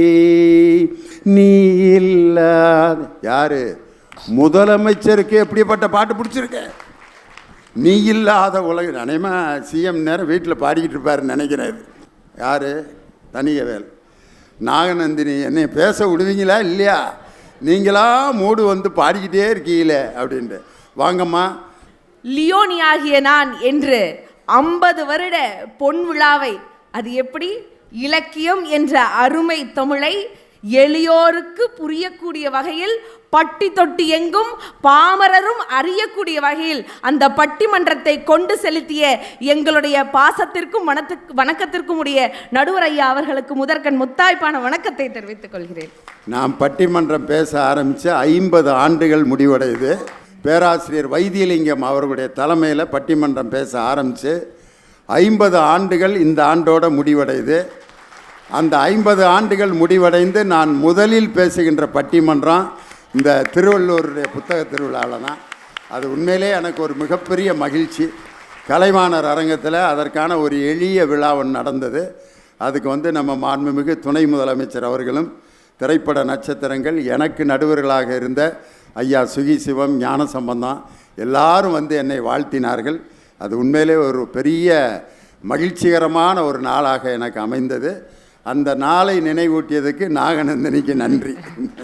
மொழிக்காக மாநிலங்களை பிரிக்க போறாங்கன்னு தெரிஞ்ச போது, திருத்தணியை ஆந்திரா கொண்டு போகும்னு நினைச்ச போது, அதெல்லாம் இல்லை, திருத்தணி முருகர் தமிழ் கடவுள், எங்களுடைய கடவுள்னு மீட்டு கொண்டு வச்சிருக்கிற மக்கள் முன்னாடி இலக்கியெல்லாம் இல்லை, திரை இசைன்னு பேச 2 பேர் பார்த்தா சிரிப்பா வருது. திருத்தணி சாதாரண இடம் இல்லை, முருகன் லவ் பண்ண இடம், வள்ளியை மனமுடித்த இடம். எது? திருத்தணி. அது பாருங்க எப்படி அமைது பாருங்க. காதலர் தினத்தை அன்னைக்கு முருகன் லவ் பண்ண அந்த வள்ளியை திருமணம் முடித்த திருத்தணி கூட திருவள்ளூர் மாவட்டத்தில் தான் இருக்கு. அந்த அளவுக்கு இருக்குங்க ஐயா. இதில் தனியாக நான் பேசினாரு வாருங்க, கோயம்புத்தூர்லேருந்து நான் வந்துட்டு சும்மாவே உட்காந்துட்டு இருக்கேன்னு நினச்சிட்டேன். அதாவது எங்கள் ஊரில் எல்லாருக்கா தோசை தான் திரி போடுவாங்க, எங்கள் அண்ணன் அப்படியே அந்த தோசைக்கல்லையே திரி போட்டு போய் உட்காந்துருக்கிறாரு. அப்படி பாடின பாட்டெல்லாம் என்ன பாட்டுங்க ஃபஸ்ட்டு படம் அந்த காதல் என்ற படம். பாட்டெல்லாம் நல்லா தான் இருந்துச்சு. அந்த படத்தை பார்த்தீங்களா, கடைசியில் கிளைமேக்ஸு பிரபுதேவா ஒரு போலீஸ்கார அம்மாட்ட மாட்டிட்டு வாருங்க அடி, அதுக்கு அந்த பாட்டுக்காக தான். அதுக்கப்புறம் மன்மதன் படத்தில் காதல் வளர்த்தேன், அது ஒரு சைக்கோ படம். கடைசியில் அந்த பையன் இருப்பானா இல்லையானே தெரியாது. காதல்னாலே அது ஒரு சைக்கோ தானங்க. அதனால தான் காதலை பற்றி ஒரு கவிஞர் எழுதினார், இஷ்டப்பட்ட இருவர் சேர்ந்து கஷ்டப்படுவதற்கு பெயர் தான் காதல். எப்படி? கரெக்டு தாங்க. அடுத்த பாட்டு ரோஜா ரோஜான்னு அந்த ஹீரோ கடைசி வரைக்கும் ரோசா பூவோட ரயில்வே ஸ்டேஷனில் நின்றுட்டே இருப்பா. அப்படி இதில் எங்கே மகிழ்ச்சி இருக்குது, எங்கே வழிகாட்டுதல் இருக்குது எனக்கு புரியல. அதாவது நம்ம எல்லாத்துக்கும் ஒரு விஷயம் சொல்கிறேன் பாருங்கள், February 14 அப்படின்னு சொன்னால் காதலர் தினம் மட்டும்தான் ஞாபகம் வருது. ஆனால் இன்னைக்கு தான் தன்னுடைய நாட்டை காப்பதற்காக எல்லையில் நின்று 2019 புல்வாமா தாக்குதல் மூலமாக 40 வீரர்களை இழந்து நின்னோமே, அந்த நினைவு நாள் இன்று. அந்த தாய்மார்களுக்கு, அதாவது அந்த மகன்களை இழந்த தாய்மார்களுக்கெல்லாம் இன்னைக்கு உறுதுணையாக இருக்கிறது எது தெரியுமாயா? ஈன்ற பொழுதிலும் பெரிதுவக்கும் தன் மகனை சான்றோன் என கேட்ட தாய்ங்கிற இலக்கணம் மட்டும்தான் துணை நிற்கும்னு சொன்னா இதையெல்லாம் எப்படி எனக்கு புரியல. சரி, இன்னைக்கு எல்லாரும் ஒரு குட்டி ஸ்டோரி சொல்றாங்க, நான் ஒரு ஸ்டோரி சொல்லட்டுமா? காளிதாசன் எல்லாத்துக்கும் தெரிஞ்சிருக்கும், எங்கேயோ கேள்விப்பட்ட மாதிரி இருக்குதுமா, அப்படிதானே? பரவாயில்ல, தட்டி எழுப்புங்க. காளிதாசன் அப்படிங்கிறவர் ஒரு பெரிய ஒரு மகா கவியரசர், கவிஞர்.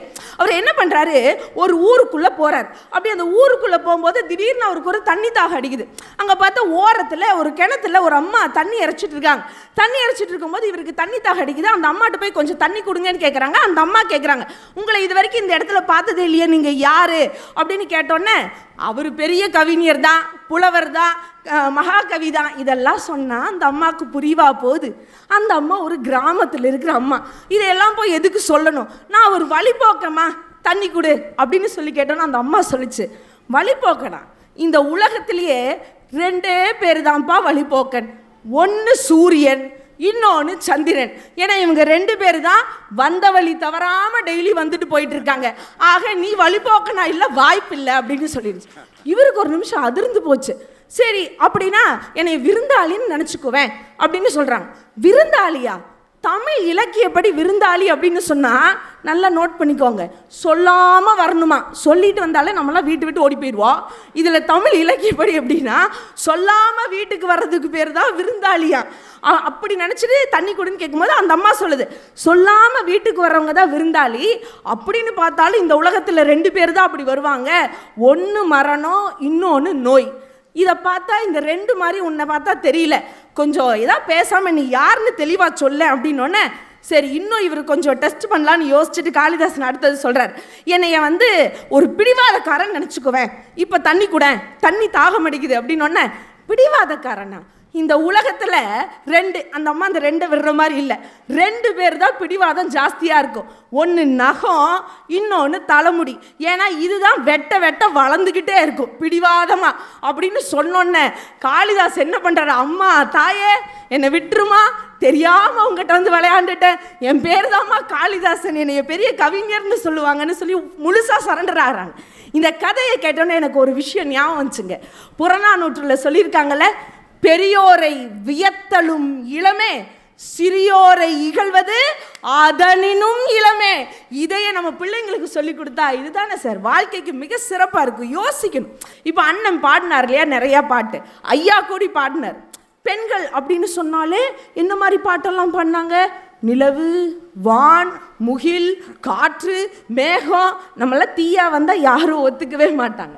ஆனால் ஒரு விஷயம் நல்லா பாருங்க, இன்னைக்கு 21ஆம் நூற்றாண்டுன்னு சொல்கிறோம், இன்னைக்கு கூட பெண் கவிஞர்களும் எழுத்தாளர்களும் குறைவாக தான் இருந்தாங்க.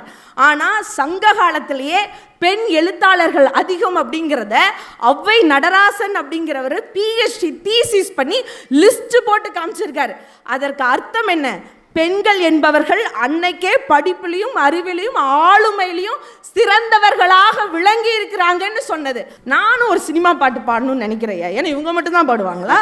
நானும் ஒரு பாட்டு பாடுறேன்.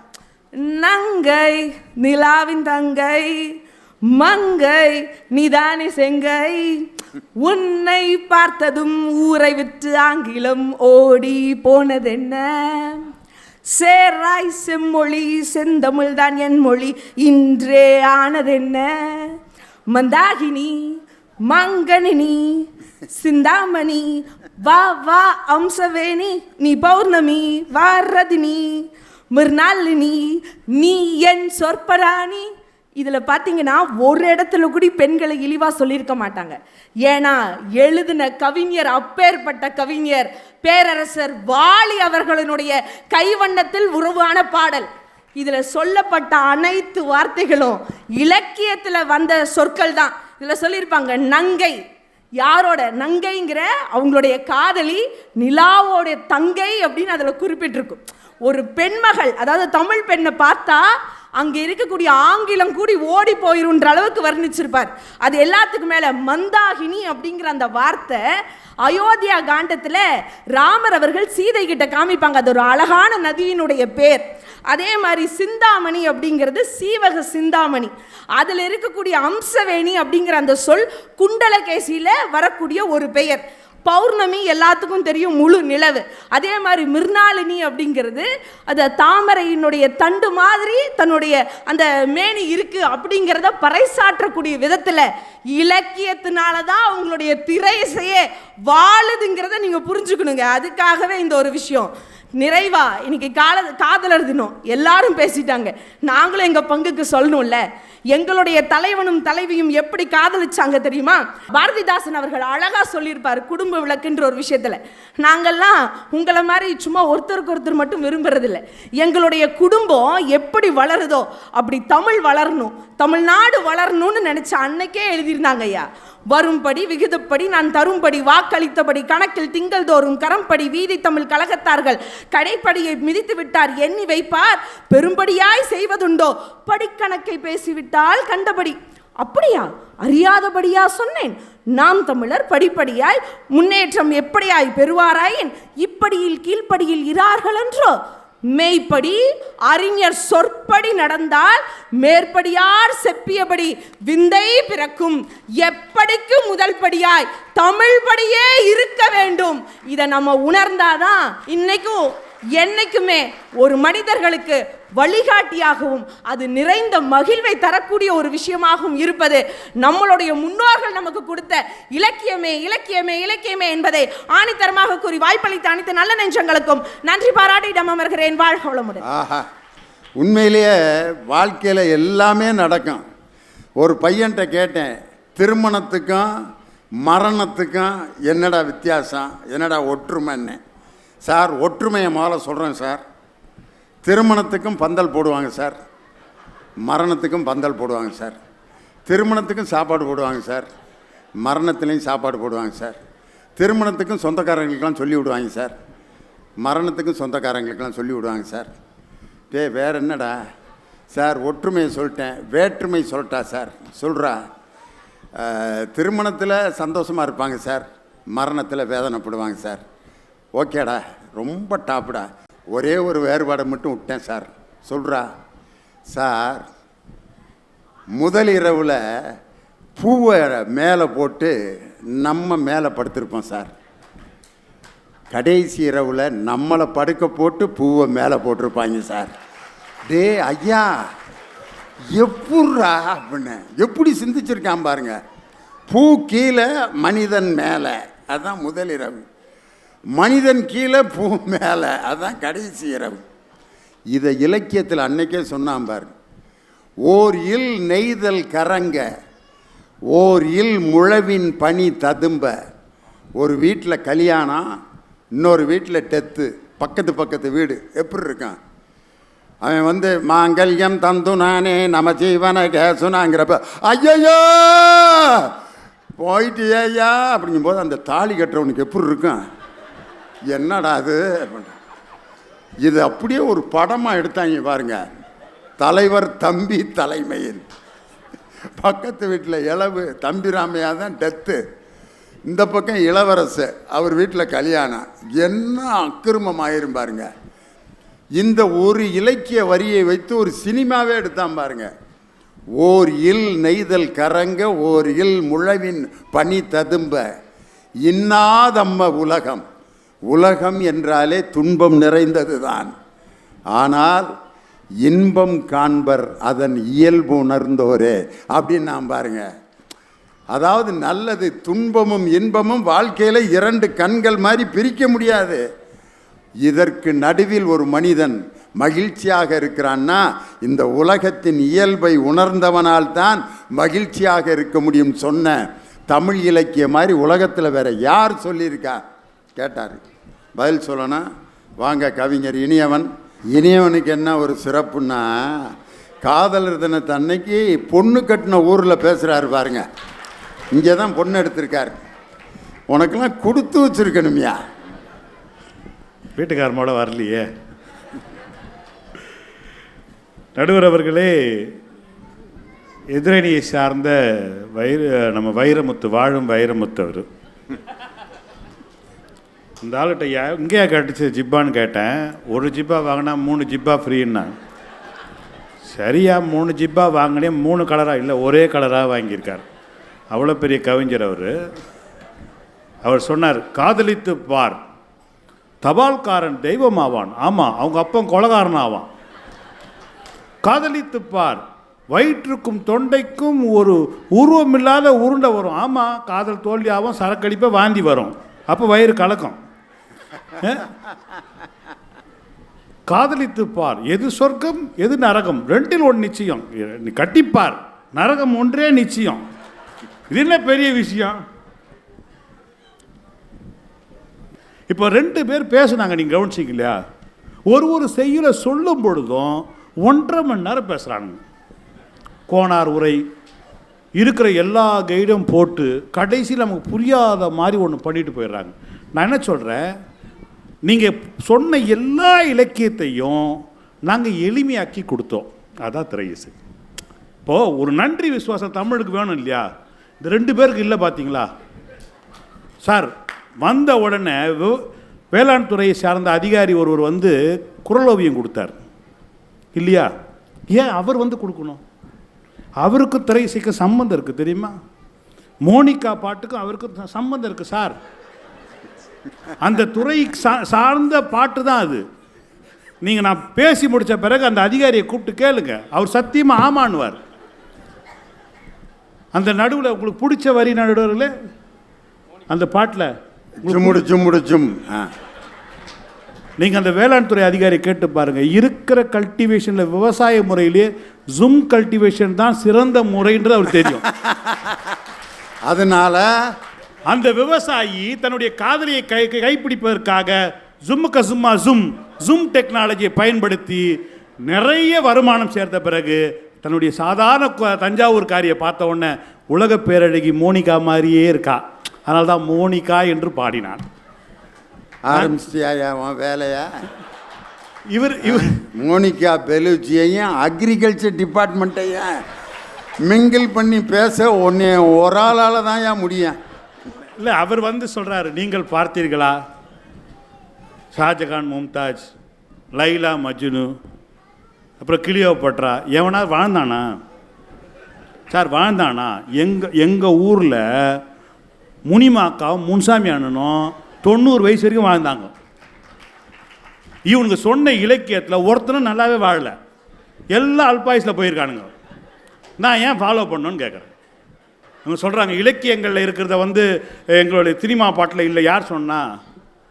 பூம்பாவை ஆம்பல் ஆம்பல் புன்னகையோ மௌவல் மௌவல்னு ஒரு வார்த்தை இருக்கு. இந்த மௌவல் என்ற வார்த்தை தமிழ் இலக்கியங்களை மவ் என்ற வார்த்தைக்கு மட்டும், எழுத்துக்கு மட்டும் இருக்கின்ற ஒரே சொல் மௌவல் மட்டும்தான். நீங்கள் மௌனம் தமிழ் கிடையாது. நான் மௌனமாக பேசினேன், தமிழே இல்லை. இந்த மௌவல் என்ற வார்த்தை, இந்த பூ இருக்கு இல்லையா, அந்த மௌவல் எப்படி சிரிச்சான்னு சொன்னால், மௌவல் என்ற மலர் ரொம்ப சின்னதாக இருந்தான். இந்த பொம்பளை பிள்ளைங்க லவ் பண்ணும் போது சிரிக்கவே சிரிக்காதுங்க, அது பாட்டுனா அது சிரிக்கிறது அதுக்கு தான் புரியும். நம்ம போய் தான் கேனையாட திருவள்ளூர் பஸ் ஸ்டாண்டில் நின்றுட்டே இருப்பான்.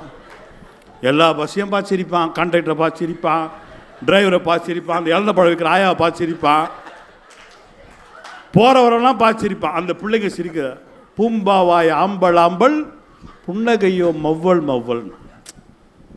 நண்பர்களை, நாங்கள் இலக்கியத்தை குறை சொல்லவில்லை, ஆனால் இலக்கியத்தை நாங்கள் எளிமைப்படுத்தியிருக்கின்றோம். சொல்றாரு இல்லையா, சிலப்பதிகாரம். ஆமா, கோவலன் மதுரையில் பொண்ணு கட்டினான். மதுரையில் தானே இருந்தாங்க. எந்த ஊரில் பொண்ணு கட்டினாரு? திருவள்ளூரில் கட்டி பார்த்துருக்கணும்.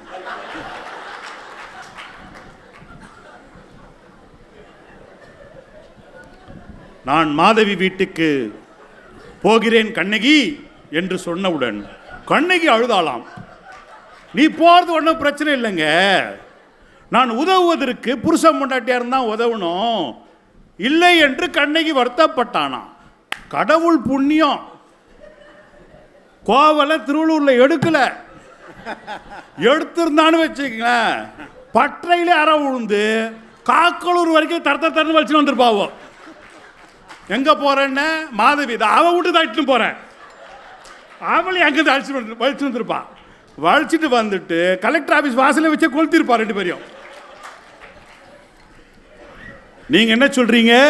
புருஷன் போனா போட்டுங்க, நீங்க போங்க. மாதவியா, அடுத்தது மாரியம்மா விடு, அதை விட்டுக்க போ, நீ எங்க ஒன்னா போ. என்னங்க நீங்க பேசுறீங்க? இந்த காலா படத்தில் ஒரு காட்சி ஒன்று வச்சிருப்பாங்க. ரஜினிகாந்துக்கு பழைய லவர் வந்துடும். ஒரு நமக்கு இருக்கும் இல்லையா, இப்போ லியோனி அண்டுக்கு ஒரு லவர் இருக்கும் போது எனக்கு இருக்காதா சார்? எல்லாருக்கும் அந்த ஆரம்ப பள்ளியில் 8வது படிக்கிறப்ப யாராவது ஒருத்தர் அப்படி இருக்கணும். உலகத்தில் இல்லைன்னா அவன் மனுஷனே கிடையாது. உலகத்திலேயே எங்கள் 2 பேர் மாதிரியெல்லாம் அமையாதுங்க, சத்தியமாக சொல்கிறேன். அவருடைய ராசி அவரோட நட்சத்திரமும் எனக்கும் அதே ராசி அதே நட்சத்திரம் தான். அவரோட சாபக்கேடு என்னன்னா, அவர் பாய் ஸ்கூலில் படித்தார், நானும் பாய் ஸ்கூலில் தான் படித்தேன். ஒரு பிள்ளையை நான் பார்க்கல. அந்த ஏரியாவில் இருந்திருக்கோம் இல்லையா, இப்போ அவருக்கு இருக்கா ஒரு பிள்ளை இருந்திருக்கோம் இல்லையா, ஒரு பூ போட்ட பாவாடை போட்ட ஒரு சட்டை போட்ட ஒரு பிள்ளை. அவர் சொல்லுவார், அதெல்லாம் நான் கேட்டிருக்கோம், நம்மலாம் இல்லைன்னு சொல்ல. அந்த படத்தில் ஒரு காட்சி வச்சுருப்பாங்க. அந்த ரஜினிகாந்தோடைய மனைவி சொல்லுவா, எனக்கும் அம்பையில் தப்படிக்கிற பெருமாளும் என் பின்னாடியே சைக்கிள் எடுத்து சுற்றினான், நீ வண்டியை கட்டு, நான் ஒரு வெட்டு அவனை போய் பார்த்துட்டு வரேன். அந்த பொண்ணை விசாரிச்சு பார்த்தா திருவள்ளூர் பொண்ணாக இருக்கும். சார் தைரியமாக பேசுகிறா இல்லையா? நீங்கள் இந்த வார்த்தையை கண்ணகி பேசியிருந்தால் வச்சிங்களேன், கோவலன் வீட்டோடு இருந்திருப்பான். நீங்கள் போங்க சார், சோழ நாட்டில் சேர நாட்டுக்கா போங்க, நான் பாண்டிய நாட்டு வரைக்கும் போயிட்டு வந்துடுறேன், பக்கம்தான், கிளம்பி போயிருப்பா. கோவலன் போயிருப்பாடுறீங்க. எதுக்கு உங்களுக்கு வீணு இதுவெல்லாம்? கவி காமு ஷெரீப்னு ஒருத்தர் இருந்தார், நிறைய பாட்டு எழுதினார். நிறைய பேருக்கு தெரியாது, சில பாடல்கள் கண்ணதாசன் எழுதியது என்று நினைத்து கொள்ளக்கூடிய அளவுக்கு கவி காமு ஷெரீப் இருந்தார். ஆனால் அவர், அந்த மனிதன் ஒரு சிவபெருமானை பற்றி பாடல் எழுதுகிறார். நீங்கள் சாதாரண திருவிளையாடல் படத்தில் அவர் சிவபெருமானை அவ்வளவு நேசித்து ஒரு இஸ்லாமியர் பாடல் எழுத முடியுமா? இப்போ எப்போவுமே ஒருத்தர் நல்லா வாழ்ந்துட்டான்னு வச்சிங்களேன், ஒருத்தர் நல்லா திருவள்ளூர்லேயே மணவாள் நகரில் பூங்கா நகரில் வீடு கட்டான்னு வச்சுங்க, நம்மால் போய் பத்திரிக்கை வச்ச உடனே கண்டிப்பாக வந்துடுவேன் சார் சொல்லுவான். மனுஷக்குள்ள நினைப்பான், பூங்கா நகரில் எப்படா வீடு கட்டினானுங்க? அவங்க அப்போ யார் தெரியுமா? எவனாக இருந்தால் உனக்குன்னா அவன் கட்டிட்டான். கோடி ரூபா போகுது பூங்கா நகரில், என்ன பண்ணியிருப்பானே தெரில. பூங்கா நகர் கண்டிப்பாக வந்துடும் தம்பி. வாழ்ந்தாலும் ஏசும் தாழ்ந்தாலும் ஏசும் வையகம் இதுதானடா என்று இன்னைக்கு நீயும் நானும் வாழ்கின்ற வாழ்க்கையை சொன்னவன் கவி காமு ஷெரீப். இவர் சொன்னார் இல்லையா, என்னது இருக்கிறது ஓலை கொட்டாயா, நடக்கிறது தவளை கொட்டாயா, மஜாவா இருக்கிற பஞ்சு மிட்டாயா, பெண்ணை எப்படி வாட்டர் பாக்கெட்டு மூஞ்சி என்று சொன்னார். நான் சொன்ன என்ன தப்பு? நான் கேட்குறேன், என்ன சொன்னால் தப்புன்னு? நீங்கள் மெரினா பீச்சுக்கு வந்தீங்கன்னா பார்த்தீங்கன்னா தெரியும், அந்த அறிவியல் உண்மை உங்களுக்கு அங்கே தெரியும். இந்த பிள்ளைய உட்கார வச்சுட்டு அவன் மடியில் படுத்துக்கிட்டு இந்த அமிக்கொட்டான்னு வச்சுங்களேன், அது திருப்பி வந்துடும். இந்த முகம் வாட்டர் பாக்கெட் நீங்கள் அமி கொடுங்களேன், திருப்பி வந்துடும். அமி கொடுங்க, திருப்பி வந்துடும். என் எல்லா கவலைகளையும் தீர்த்து வைக்கின்ற வாட்டர் பாக்கெட்டு மூஞ்சின்னு சொன்னான். என்ன உனக்கு கோபம்? உங்கள் மதுரையில் மெரினா பீச்சில் நான் என்னையா பண்ணுறது? இனியவா தெரியாமல் பாடிட்டேன் அந்த பாட்டை. வாட்டர் பாக்கெட்டை இப்படி ப்ரெஸ் பண்ணால் திருப்பி பழைய இடத்துக்கு வந்துருமா. கன்னத்தை நீங்கள் இப்போ 20 தடவை கிள்னாலும் பழைய பொசிஷனுக்கு வந்துடும், அப்படியே நிற்காதான். ஆஹா, எங்கே தான் உட்காந்து சிந்திப்பானோ, அடே அப்பா. நான் ஒன்றை சொல்லி நிறைவு செய்கின்ற நண்பர்களே, இங்கே நிறைய மாணவர்களாக இருக்காங்க. சென்னையில் மவுண்ட் ரோடு இருக்குல்ல, மவுண்ட் ரோட்டில் அண்ணா மேம்பாலம், அண்ணா சாலை இல்லையா, அண்ணா சாலையில் அண்ணா மேம்பாலம்னு ஒன்று இருக்குது. அதை கட்டியவர் கலைஞர் அவர்கள். அது கீழே ஒரு பள்ளிக்கூடம் இருக்கிறது. அந்த பள்ளிக்கூடத்துக்கு பேர் சிறுமலர் பார்வையற்றோர் பள்ளி. தயவு செஞ்சு நீங்கள் எப்பாவது உங்களுடைய பிறந்தநாள் கொண்டாட வேண்டும் என்றால் அந்த பிள்ளைகளோடு தயவு செஞ்சு போய் கொண்டாட்டுவாங்க. இல்லை என்றால் உங்கள் வீட்டில் என்னைக்காவது ஒரு விழானா ஒரு குழந்தைகளோடு போய் கொஞ்ச நேரம் உட்காந்து பாருங்கள். ரொம்ப பெரிய உங்களுக்கு ஒரு பெரிய மன திருப்தி இருக்கும். எனக்கு தெரிஞ்சு கலைஞர் பெரும்பாலும் தன்னுடைய பிறந்தநாள் நிகழ்ச்சி முடிஞ்ச பிறகு அங்கே போவார். இளையராஜா அங்கே போயிருக்கார். அது மாதிரி நிறைய தலைவர்கள் அங்கே போகிறாங்க. ஏன் தெரியுங்களா? அங்கே ஏதோ ஒன்று இருக்கிறது. அந்த பிள்ளைகளை பார்க்கும்பொழுது இருக்கும், நமக்கு ஒரு மனசு ஆறுதல் இருக்கும். அந்த பள்ளிக்கூடத்தில் பள்ளிக்கூட பிள்ளைகள் எப்படி போவாங்க தெரியுங்களா? கை கழுவுறதுக்கு ட்ரெயின் மாதிரி இந்த நம்ம ரயில் பூச்சி இருக்கு இல்லையா, கருப்பு கலர் போகிற ரயில் பூச்சி தானே நம்ம சொல்லுவோம். அந்த பூச்சி மாதிரியே அந்த பிள்ளைங்க லைனாக அப்படியே கையை பிடிச்சிக்கிட்டே போகும். அதில் கையை கழுவிட்டு போகும்பொழுது ஒரு பொண்ணுக்கு காது கேட்குது, கண்ணு 2 கண்ணும் தெரியல எல்லா பிள்ளைகளுக்கும். அதில் ஒரு பொண்ணு சொல்கிறா, எவடியாவோ டேப்பை திறந்து விட்டுது, 3 கடி தண்ணி வேஸ்ட்டாக போகுதுன்னா. அப்போது கூட அந்த பிள்ளைங்களாம் சிரிச்சிட்டே சொல்லிச்சு, ஆமாம் இவ பெரிய ஐஏஎஸ் ஆஃபீஸரு, கலெக்டர் போலத்தது ஆர்டர் போடுறான், தண்ணி வீணாக போகுதுன்னு, போடி வேலையை பார்த்துக்கிட்டுன்னு சொல்லிட்டு எல்லாரும் சிரிக்கிறாங்க. அந்த பொண்ணு சொன்னான், எழுதி வச்சிங்கடி, ஒரு நாள் நான் வருவேன், நான் கலெக்டர் ஆவேன், நான் ஆர்டர் போடுவேன், என் ஆர்டரை எல்லாரும் கேட்பீங்கன்னா. சார் அந்த பொண்ணு 10ஆம் கிளாஸில் 465 மார்க் எடுத்தா. அந்த பொண்ணு ஓன் அழுதா, நான் 485 எடுக்க மாட்டேன், 495 எடுக்க வேண்டியவ, 465 495 எடுக்க வேண்டியவ. ஆனால் நான் சொல்ல இடவுல உட்காந்து ஒருத்தங்க எழுதுனாங்க தெரியுமா, அவங்க பண்ண தப்பு. கண் பார்வை தெரிகின்றவர்கள் எல்லார் வீட்டிலையும் பத்திரிகையாளர்கள் போகிறாங்க, கேமராமேன்லாம் போகிறாங்களே, நான் தமிழ்நாட்டிலேயே மாற்றுத்திறனாளியில் என் வீட்டுக்கு ஏன் கேமராமேன் வரல, பத்திரிகையாளர் வரல, நான் முதலமைச்சரை போய் பார்க்கணுன்றான். அவங்க அப்பா சாதாரண ஐசிஎஃப்ல குரூப் டி எம்ப்ளாயி கலாசியில் இருக்கார். அவர் என்ன பண்ணார், பொம்பளை பிள்ளை ஆசையாச்சார் சொல்லிட்டு சைக்கிளில் உட்கார வச்சுட்டு நேராக செக்ரட்டரியேட் போயிட்டார். முதலமைச்சர் உள்ளே உட்காந்துக்கிறார். நான் முதலமைச்சரை பார்க்கறதுக்கு வந்திருக்கேன், என் பேர் பெனோ அப்படின்னு. முதலமைச்சர் நார்மலாக முதலமைச்சர்லாம் பார்க்க முடியாது. முதலமைச்சர் சொன்னார் வரவுங்க. போன உடனே அந்த பொண்ணு கேட்டால் முதலமைச்சரை பார்த்து, ஏன் சார் எல்லா வீட்டுக்கு கேமராமேன் போச்சு, என் வீட்டுக்கு ஏன் கேமராமேன் வரல? 2வது நீங்கள் எனக்கு முதலமைச்சர் தானே, எனக்கே நீங்கள் வாழ்த்து சொல்ல? என்ன மாதிரி எத்தனை மாற்றுத்திறனாளி இருப்பாங்க, அவங்களுக்கு நீங்கள் என்ன பண்ண போகிறீங்கன்னு. அந்த வயதான முதலமைச்சர் கலைஞர் சொன்னார், மன்னிச்சுக்கம்மா, நான் இனிமேல் மாற்றுத்திறனாளிகள் யாரெல்லாம் படிப்பில் முதல் மாணவர்களாக வர்றார்களோ முதல் 5 இடத்துல அவங்களுக்கு எல்லாம் இலவச கல்வி சொல்லிட்டு அவள் வீட்டுக்கு போகிறதுல ஆர்டர் போட்டாங்க. இன்னைக்கு அந்த பெனோ ஜெஃபின் எங்கே இருக்கா அப்படின்னு பார்த்தா, இந்தோனேசியா நாட்டில் யூபிஎஸ்சியில் பாஸ் பண்ணிட்டு இந்திய அரசாங்கம் சார்பாக பெனோ ஜெஃபின் கான்சுலேட் ஜெனரலாக உட்கார்ந்து கொண்டிருக்கிறாள். கான்சுலேட் ஜெனரலாக சாதாரணமாக இல்லை, இந்திய பிரதமருக்கு இணையான ஒரு பதவி ஒரு நாட்டில் உட்கார்ந்து. பிரதமர் எல்லா நாட்டிலும் பிரதமராக உட்கார முடியாது இல்லையா?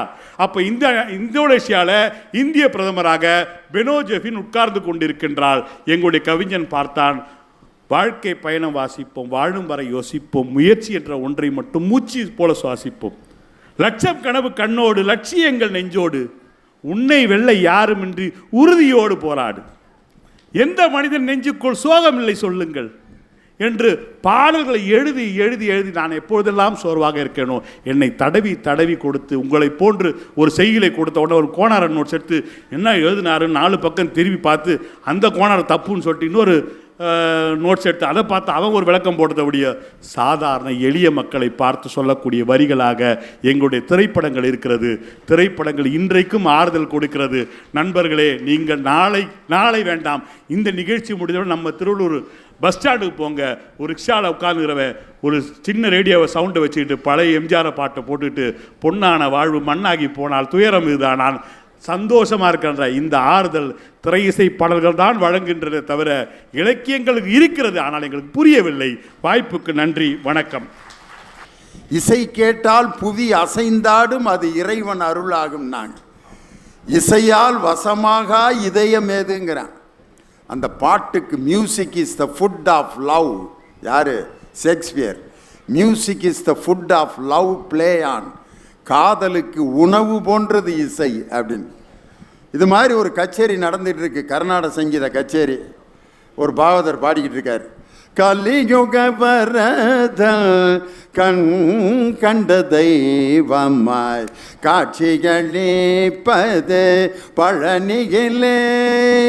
தீம் தாக்கிட்ட ஜுனுதா தாக்கிட்ட ஜுனுதா திக்கிட்ட ஜுனுதா திங்கிறதான் தண்டாக்க திண்டண்டாக்கிறது தண்டாக்கிறதுன்னு மிருதாங்க அட்டின்னா கச்சேரி பறக்குது. 3 மணி நேரம் கச்சேரி நடந்துகிட்டு இருக்கு. அந்த மிருதங்க வாசிக்கிறவர் அசராதவர் அடிக்கிறாரு. இந்த ஜதி சொன்னவனுக்கு பசி வந்துருச்சு. கலியுகம் கலியுக தீம் தக்கிட்ட ஜுனுதா தக்கிட்ட ஜுனுதா தீம் த ஜுனுதா திக்கிட்ட ஜுனுதா. முடிக்க மாட்டான் போல இருக்க அப்படின்ட்டு ஒரு ஐடியா பண்ணான் பாருங்க அவன். தீம் தக்கிட்ட ஜுனுதா திங்கிறதத்தா அங்க தொங்குறதத்தா திங்கிறத தொங்குறத திங்கிறத தொங்குறதத்தா திங்கிறதத்தா தொங்குறதத்தான். நான் பாரு பாகவதர் இப்படி ஒரு ஜதி என் லைஃப்லேயே கேள்விப்பட்டதில்லை. திங்கிறதத்தா தொங்குறதத்தாங்கிறான். என்னத்தை நான் கேட்குறான்னு பார்த்தா, நிகழ்ச்சி நடக்கிறதுக்கு பக்கத்தில் ஒரு பெட்டி கடையில் வாழைப்பழம் தொங்கிட்டு இருக்கு.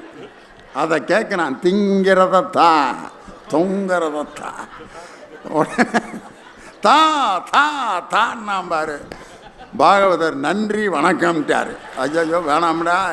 ஒரே ஒரு பாட்டு, திரை இசை பாட்டு ஒன்று சொல்கிறேன், பழைய பாட்டு.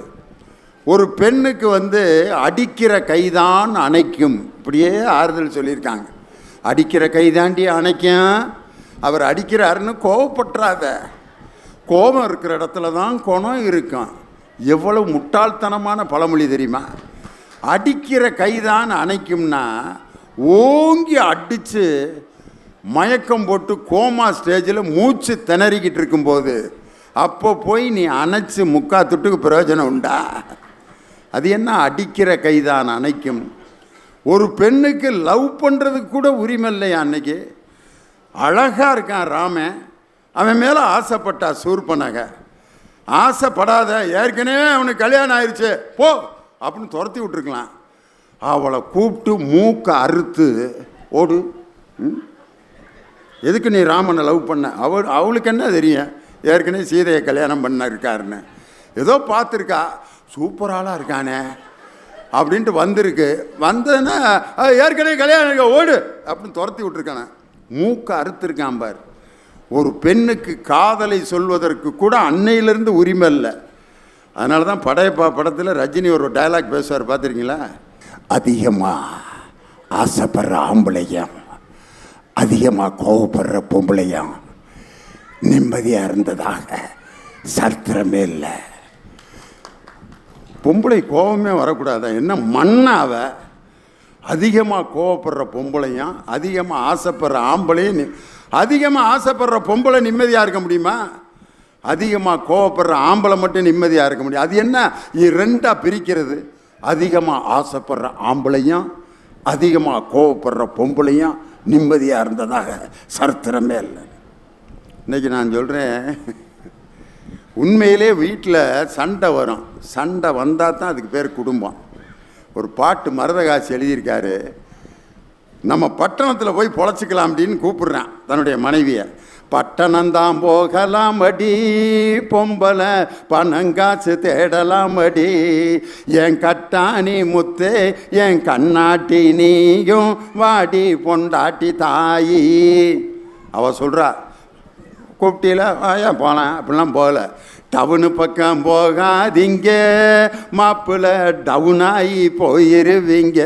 அந்த டாம்பீகம் ஏழைக்கு தாங்காத பயணம் வேண்டான்னா கேளு மாமா.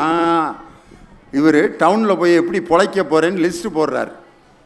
ராத்திரி பகலா ரிக்ஷா இழுப்பேன், நைஸா பேசி பைசா கறப்பேன், ட்ராமா சினிமா சர்க்கஸ் பார்ப்பேன், ராசா மாதிரி சிகரெட்டும் பிடிப்பேன், வேர்த்து புழுங்கு நான் பீச்சுக்கு போவேன், மீத்த பணத்தில் மீன் வாங்குவேன், ஆத்தாடி உன் கையில் கொடுப்பேன், ஆக்க சொல்லிட்டு சாப்பிட்டு படுப்பேன் அப்படிங்கிறா.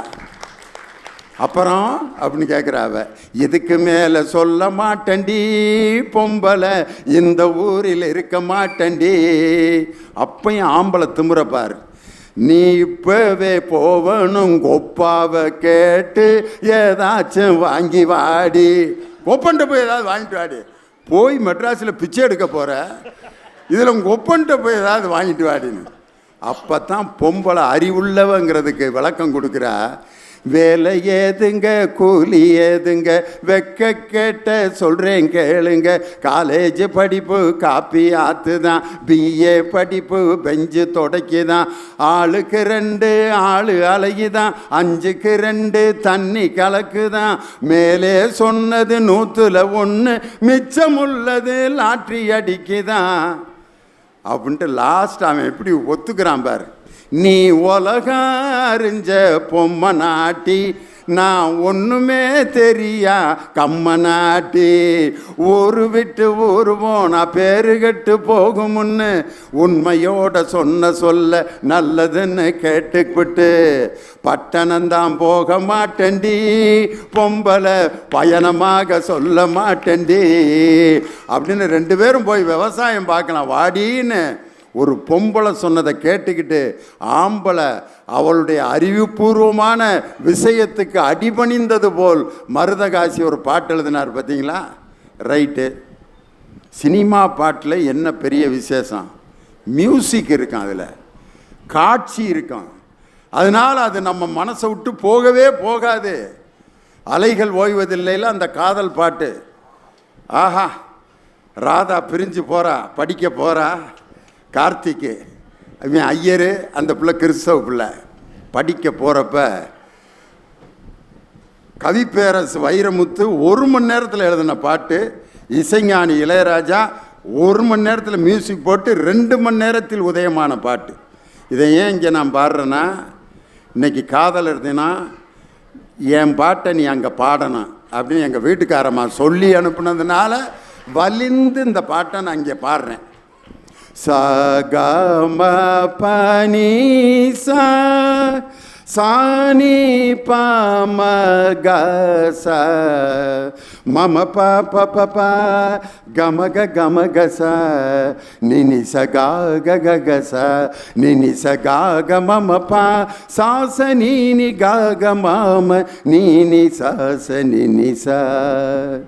விழியில் விழுந்து இதயம் நுழைந்து உயிரில் கலந்த உறவே, இரவும் பகலும் உரசி கொள்ளும் அந்தி பொழுதில் வந்துவிடு. பாட்டு ஃபினிஷிங் தான் அழகு. நான் படிக்க போகிறேங்கிறா. கல்வி கற்க நாளை செல்ல அண்ணன் ஆணையிட்டான், காதல் மீன்கள் 2ல் 1 கரையில் தூக்கி போட்டான்.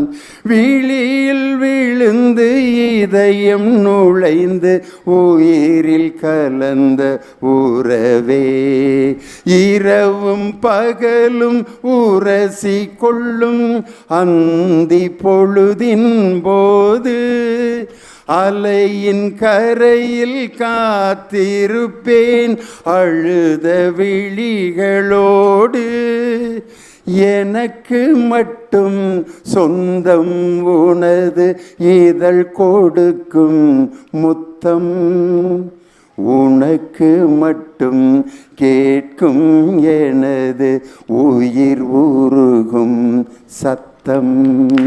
நான் அழகு பாட்டு. காதலை இதுக்கு மேலே வேற என்ன சொல்கிறது? சினிமா பாட்டு திரை இசைக்கு என்ன ஒரு அழகுனா மியூசிக் இருக்கான்.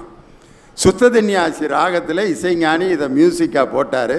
ராதா கடற்கரையில் ஓடுவா, கார்த்திக் உட்காந்து அழுகிறத காட்சியாக பார்ப்போம், மனசில் ஆழமாக பதியுது.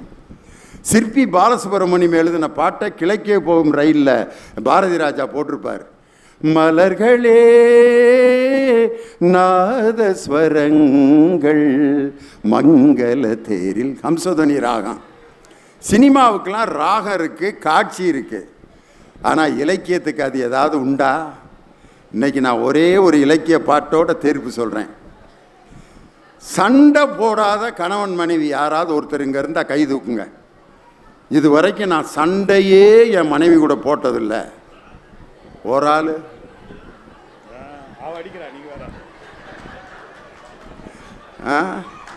ஆனால் ஒருத்தன் என்கிட்ட வந்து சொன்னான், எனக்கு என் மனைவிக்கு சண்டை வந்து 15 வருஷம் ஆகுதுன்னா. 15 வருஷம் சண்டையே போடலையா? எப்பட்றா? கல்யாணத்தன்னைக்கு துபாய் போனவன் தான். 15 வருஷம் கழிச்சு இப்போ தான் வாரேன். நான் எங்கே போய் சண்டை போடுறதுங்கிறேன். வாழ்ந்தால் சண்டை வரும், வந்தால் தான் அதுக்கு பேர் குடும்பம். எங்கள் அப்பாவும் எங்கள் அம்மாவும் பகல் முழுதும் சண்டை போட்டுக்கிட்டே தான் இருந்தாங்க. 11 பிள்ளை எங்கள் வீட்டில். எங்கள் தாத்தாவும் பாட்டியும் அதுக்கு மேலே உன்னைய வெட்டாமல் விட மாட்டேன்ட்டு இது வரைக்கும் 50 தடவை சொல்லியிருக்காரு. இது வரைக்கும் வெட்டவே இல்லை. அருவா வீட்டில் தான் இருக்குது. உன்னைய வெட்டி கொண்டு விட்டு நான் ஜெயிலுக்கு போகல அப்படின்னு சொல்கிறாரு. எங்கள் தாத்தா எங்கள் பாட்டியை இது வரைக்கும் வெட்டவே இல்லை. ஆனால் 16 பிள்ளை 2 பேருக்கு. அருவா அங்கே தான் கிடந்துச்சு. வெட்டினாரா என்னைக்காது? ஆனால் வேறே வெட்டி இருக்காரு பயங்கரமாக. 16 பிள்ளைய. வாழ்க்கை அப்படி வாழ்ந்தாங்க. இதைத்தான் பாரதி சொன்னான், எந்தையும் தாயும் மகிழ்ந்து குலாவி இருந்தது மின்னாடே, அவள் சிந்தையில் 1000 ஆண்டுகள் வளர்ந்து முதிர்ந்தது மின்னாடே, இதை வந்தனை கூறி மனதிலிருத்தி என் வாயுற வாழ்த்தேனோ அப்படின்னார். சண்டை வரணும். இப்படி ஒரு மனைவி இருந்தால் யாராவது குடும்பம் நடத்துவீங்களா? வாடி வர்றேங்க, போடி போகிறேங்க, உக்காரு உக்காடுறேங்க, தூங்குடி தூங்குறேங்க, எந்திரி எந்திரிக்கிறேங்க, சோறாக்கடி ஆக்குறேங்க, குழம்பு வைடி வைக்கிறேங்க, பிளேட் எடுத்து வைடி வைக்கிறேங்க, சோத்தை போடுறி போடுறேங்க, குழம்பு ஊற்றுறி ஊற்றுறேங்க, அப்படியே விஷத்தை ஊற்றுறி ஊற்றுறேங்க, சாப்பிட போகிறேன்டி சாப்பிடுங்க, செத்துருவண்டி சாகுங்க. இப்படி ஒரு மனைவியோட வாழ முடியுமா? யாராவது சொல்கிறதெல்லாம் கேட்குறான்ட்டு வாழ முடியாது. சண்டை வரணும். சாப்பாட்டை போட்டுட்டு இந்த நைட்டில் அவன் பாட்டுக்கு சாப்பிட உட்காந்து முன்னால் இப்படி குத்த வச்சு உட்காருவாங்க, பார்த்துறீங்களா? தொலைஞ்சான் அன்னைக்கு அந்த ஆம்பளை. அவன் கண்டுபிடிச்சிட்டான், எந்திரிடி நான் சாப்பிட்டுக்கிறேன், இல்லை உப்பெல்லாம் நான் எடுத்து போட்டுக்கிறேன், அப்பெல்லாம் நான் பொறிச்சிக்கிறேன், நீ முதல்ல எந்திரிச்சு. அவன் உட்காந்துருக்க சைஸ்லேயே ஏதோ பிரச்சனை பண்ண போகிறான்னு கண்டுபிடிச்சிட்டான். குழம்பை ஊற்றிக்கிட்டே ஒரு வாக்கியம் சொல்கிறா, உன்னைய கட்டி நான் எண்ணத்தை கண்டேன். வாய்கிட்ட சாப்பாடு கொண்டு போகிறான், சாப்பாட்டுக்கு வாய்க்கு இடையில இப்படி சொன்னால் எப்படி திம்பான்? பேசாமல் இருக்கே இல்லையாடி? என்ன பேசாமல் போயா அப்படின்னு சண்டை போட்டு வெளியே போடி வெளியே போ, நான் இப்போ எங்கள் அப்பா வீட்டுக்கு போகிறேன், உன் கூட வாழ்கிறதுக்கு பேசாமல் இருந்துடலாம், சாப்பிடவாது உரியாடி, நீலாம் மனுஷியாடி, போடி போ உங்கள் அப்பா வீட்டுக்கு போ, என் கண்ணுமில்ல முழிக்காத, நான் இனிமேல் இந்த வீட்டு வாசலையே மிதிக்க மாட்டேன், சபதம். எடுத்துட்டு பெட்டியை ஏதோ எடுத்து ஒரு பையில் வச்சுக்கிட்டு கிளம்புது. கிளம்பி பஸ் ஸ்டாண்டில் போய் உட்காருது. பஸ் ஸ்டாண்டுக்கு பக்கத்தில் அவங்க அம்மா உட்காந்துருக்கு. ஏம்மா நீ என்னடி இங்கே? அந்த ஆள் துரத்தி விட்டேன், உங்கள் ஒப்பையன் என்னையே துரத்தி விட்டேன், பொம்பளைனாலே இப்படி துரத்தி தான் விடுறாங்க. அப்போ தான் யோசிக்கிறேன், எங்கள் அம்மாலேயே இந்த கிழவன் துரத்திருக்கானே, அப்போ இந்த ஆள் எவ்வளவோ தேவலான்ட்டு போமா நீ வீட்டுக்குன்ட்டு புருஷன் கூட சமாதானம் ஆயிடுவோம்ட்டு வந்து வெளியில் உட்காந்துருக்கேன் மரத்தடியில். மகன் அவங்க அப்பையும் கூப்பிட்றேன், உங்கள் அம்மா எங்கே இருக்குன்னு போய் பாட்டு வாடா. துரத்தி விட்டுவிட்டு என்னைய போய் பாட்டு வாடான்னா ஓட. வெளியே பார்த்தா அவங்க அம்மா உட்காந்துருக்கு எடுத்துகிட்டு போன பையோட. வந்து அவங்க அப்பாட்ட, அம்மா அப்பா அம்மா இங்கே தான் இருக்காளா? அவன் என்னை விட்டுட்டு எப்பட்றா போவா? டே உங்கள் அம்மாவை நான் கூப்பிட்றா. மகன் தூது, அம்மா அப்பா உன்னை கூப்பிட்றாரு, அதெல்லாம் வர முடியாது, துரத்து விட்டாரு அடிச்சு. எப்பா அம்மா வர மாட்டேங்குதுப்பா. டே உங்கள் அம்மாட்ட நான் சாப்பிட கூப்பிட்றேன்னு கூப்பிட்றா. அப்படின்னா உங்கள் அம்மாவுக்கு என்னன்னு தெரியும். அவங்களுக்குள்ள ஒரு கோடு வேர்டு வச்சுருப்பாங்க சாப்பிட்றது. இவன் வந்து அப்படியே அந்த சின்ன பிள்ளைக்கு என்ன தெரியும்? ஏமா அப்பா உன்னைய சாப்பிட கூப்பிட்றாரான் அப்படின்னா உனக்கு என்னன்னு தெரியும்னு சொல்ல சொன்னார். அந்த அம்மா சாப்பிட்டு தானே பொழப்பு இப்படி சீப்பிட்டு போய் கிடக்குது. அந்த ஆள் வேற பசி தாங்க மாட்டேன், எங்கிட்டாவது ஹோட்டலுக்கு போய் துறைஞ்சாங்கன்னா காலம் கெட்டு கிடக்கிற கடையில் இந்த ஆளை விட்டு நான் எப்படித்தான் போகிறதான் அப்படின்ட்டு வந்து 2 பேரும் சமாதானம் ஆயிட்டு அதுக்கப்புறம் ஒரு வாழ்க்கையை தொடங்குவாங்க. பார்த்தீங்களா? This is life. வேற யாரும் சொல்ல. 1330வது திருக்குறளாக வள்ளுவன் சொன்னான், ஊடுதல் காமத்திற்கின்பம் அதற்கின்பம் கூடி முயங்க பெறின்னு. வாழ்க்கையின் தத்துவத்தை இவ்வளவு அழகாக சொன்ன அந்த இலக்கியம், இது நம்மை விட்டு எப்பயாவது பிரிக்க முடியுமா இந்த இலக்கியத்தை? ஊடுதல் காமத்திற்கின்பம் அதற்கின்பம் கூடி முயங்க பெறின். கடவுளே உன் முடியாத காரியத்தை கூட முயன்றால் நீ முயற்சி செய்து வெற்றி பெறுவாய். தெய்வத்தான் ஆகாதெனினும் முயற்சி தன் மெய்வருத்த கூலி தரும்னார். வாழ்க்கையில் எப்படிப்பட்ட இலக்கியங்கள்! திரை இசைக்கு இசை உண்டு, காட்சி வடிவம் உண்டு. ஆனால் இந்த எந்த ஜோடனையும் இல்லாமல் 2000 ஆண்டுகளுக்கு முன்னால் உருவாக்கப்பட்ட திருக்குறள் 87 மொழிகளில் மொழிபெயர்க்கப்பட்டிருக்கிறது என்று சொன்னால் திரை இசைக்கு அப்பாற்பட்டு நம்மை மகிழ்வூட்டி வழிகாட்டி கொண்டிருப்பது திரை இசையை விட இலக்கியமே இலக்கியமே இலக்கியமே என்று சொல்லி அன்போடு வாழ்த்தி வணங்கி விடைபெறுகிறேன். நன்றி, வணக்கம்.